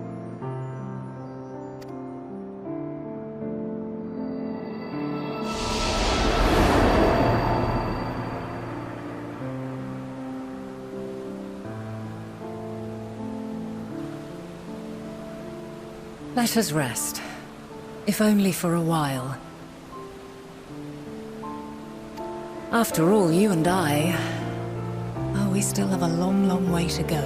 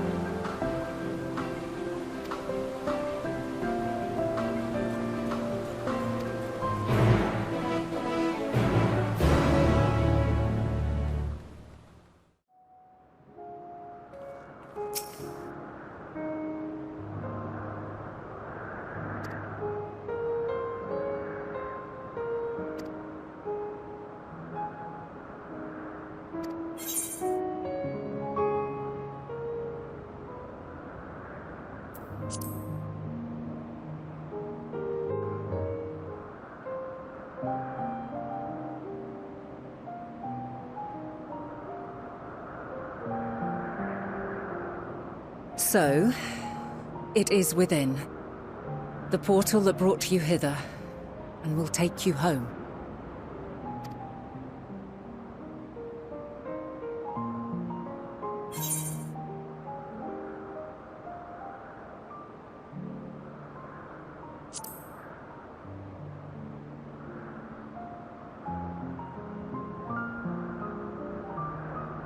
May you and yours emerge triumphant. Make use of the knowledge you have gained, that your days in Elpis and our friends' sacrifice be not in vain. With Meteion free to pursue her designs, 'tis only a matter of time until the final days are upon us. We must be ready. From fortifying our defenses to securing our escape, there is much to be done. In spite of this, we cannot allow the report that set this calamity in motion to become common knowledge.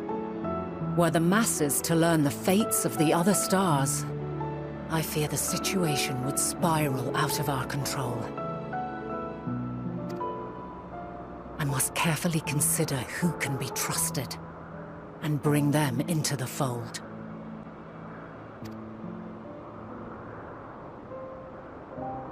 Ordinarily, I wouldn't hesitate to call upon the 14. However, it was the desire for a fair determination that drove Hermes to attempt to erase our memories. Were he made aware of his actions, there is no telling whether he would remain a friend or become a foe. Alternately, we might try to alienate him from the convocation. Yet in doing so, we would deprive ourselves of a brilliant mind, who would be invaluable in the crises to come. Quite the dilemma. Which is why I must work independently of the convocation. Regardless of how we proceed, if we are to permanently avert the final days, we must be equal to Hermes' challenge. We must prove that mankind is worthy to exist. And this hinges, I think, on how we confront the all-consuming despair that accompanies a senseless and seemingly inevitable end. Bewildered and divided, we would perish like the peoples of those celestial ruins. We could not hope to survive the final days, much less take the battle to Meteion at her nest. We must find a way to defeat despair, to unite and prepare as many as possible for the struggle ahead.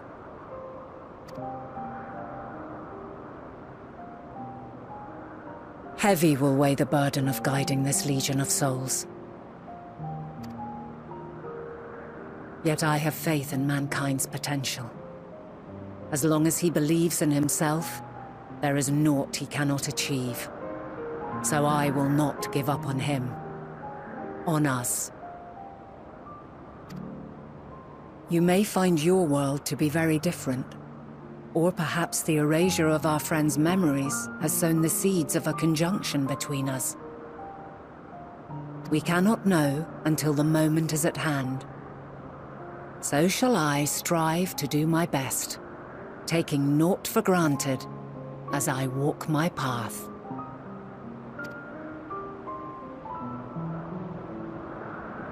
And I pray you walk with me to the end. As you move forward, so too will I, as will all, resolved to fight for the morrow. And when mankind has found the strength to stand against despair, we shall silence the song of oblivion. She who sings it will learn our journey is far from over. This I promise.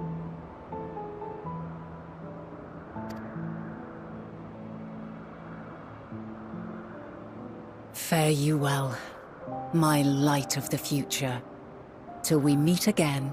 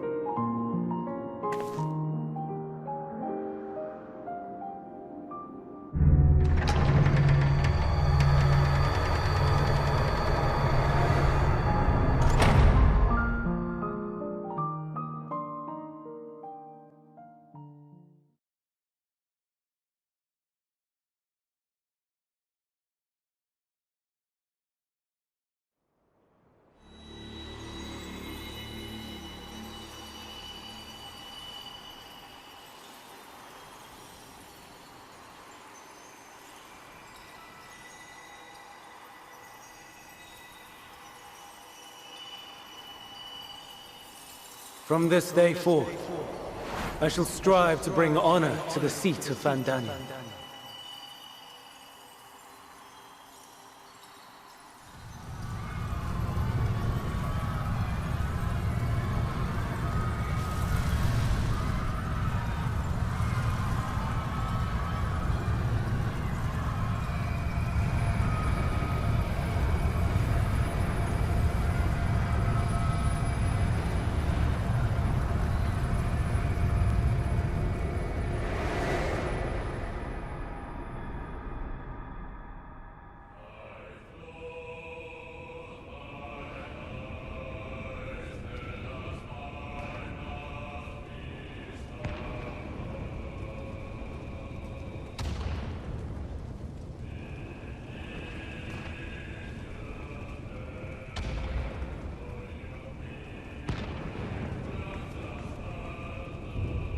Even now, I remember standing there, locked in a moment where the sky is aflame.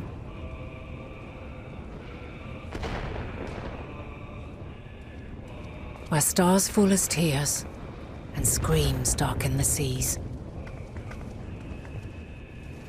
Where resignation rots the trees.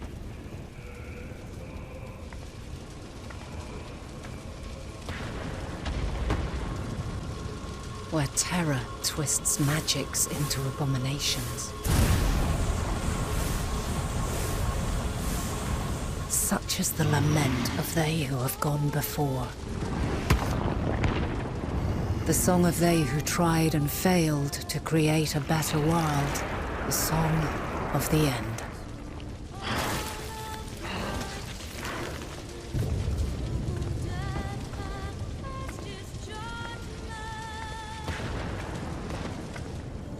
That which hides at the edge of the universe is no longer hope's creation.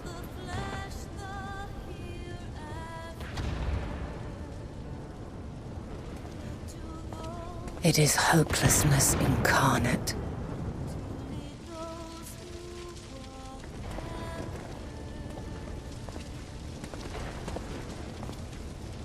That day, mankind saw half of its number sacrificed to bring forth Zodiac.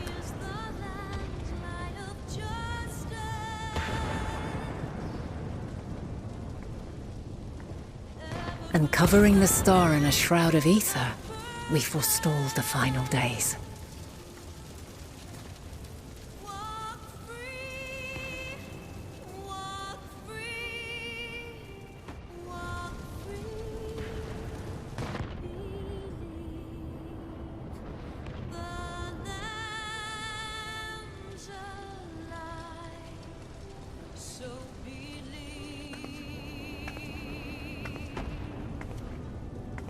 Yet the cries echoed still.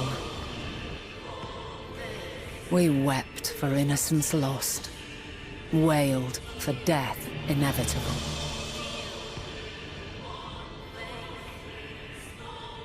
A reality too terrible to bear. And for too many who sought comfort in gilded memories of joyful days and tranquil nights.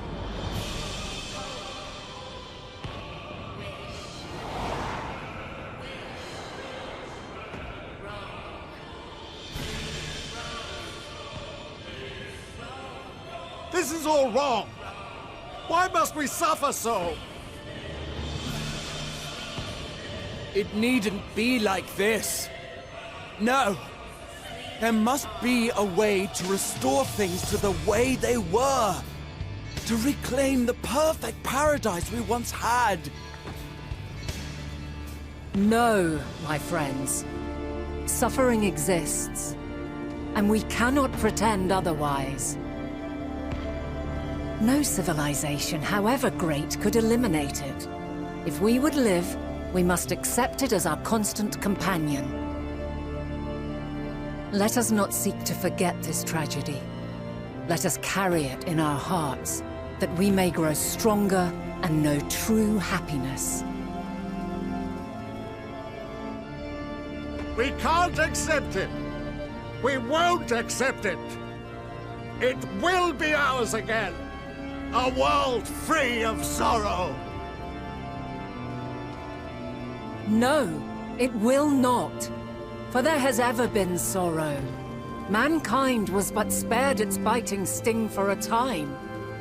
So please, open your eyes.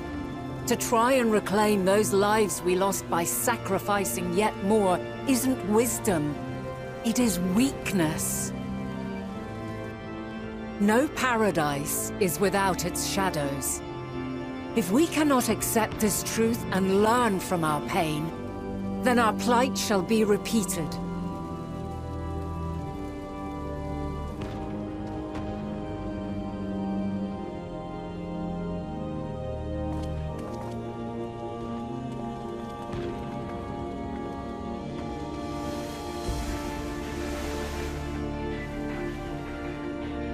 O mighty Zodiac!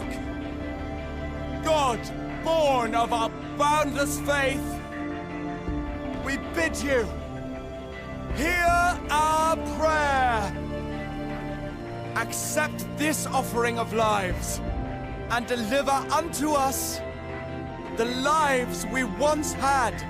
Deliver unto us the days of old, the days when the star was a font of love, and we knew naught but bliss.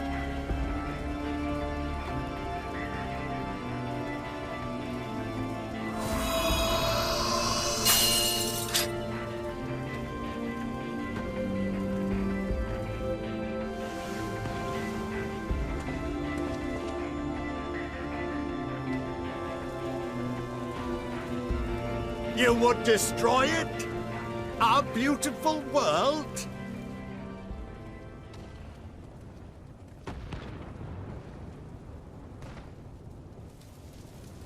Lands that stretched on forever.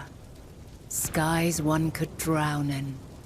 The heartbeat of nature, silent yet strong. And amidst it all, a people. Beacons of light and life. Laughter that warmed my heart like naught else before. They are my meaning and my purpose. My love. In spite of, or perhaps because of this, I choose to believe in mankind's potential. In his ability to find a way forward. So let there be no way back. From that temptation, I sunder us. No more shall man have wings to bear him to paradise. Henceforth, he shall walk.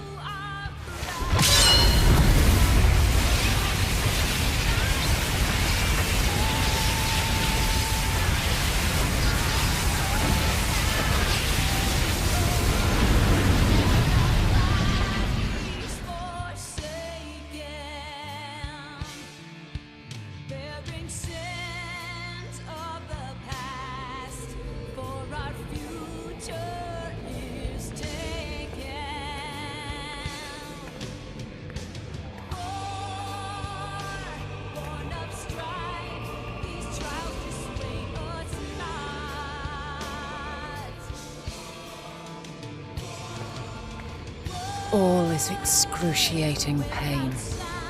I breathe fire and torment.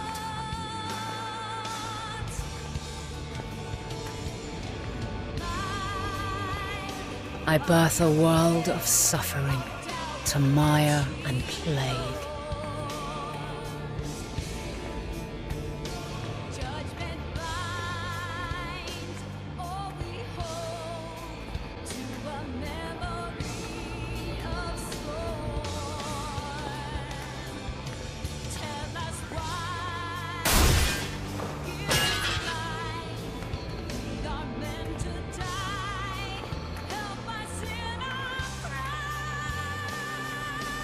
In one fleeting moment, lives come and go, ever moving towards the unknown. And in that fleeting moment, they cry for the answer to the question.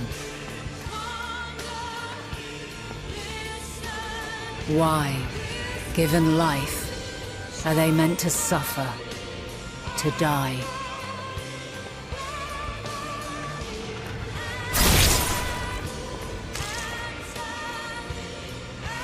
As fragmented, imperfect beings, yours is a never-ending quest.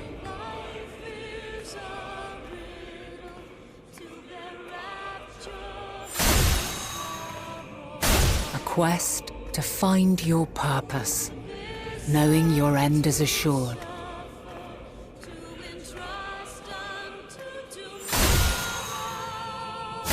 To find the strength to continue when all strength has left you. To find joy, even as darkness descends. And amidst deepest despair, light everlasting.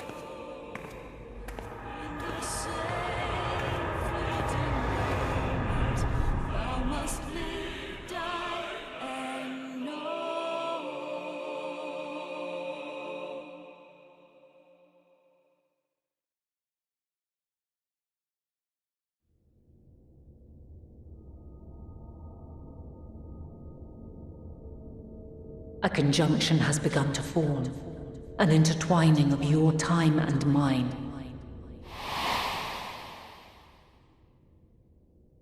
When you truly understand what is at stake, and your journey has prepared you to surmount the insurmountable, then shall I honor the promise made in another time, another age.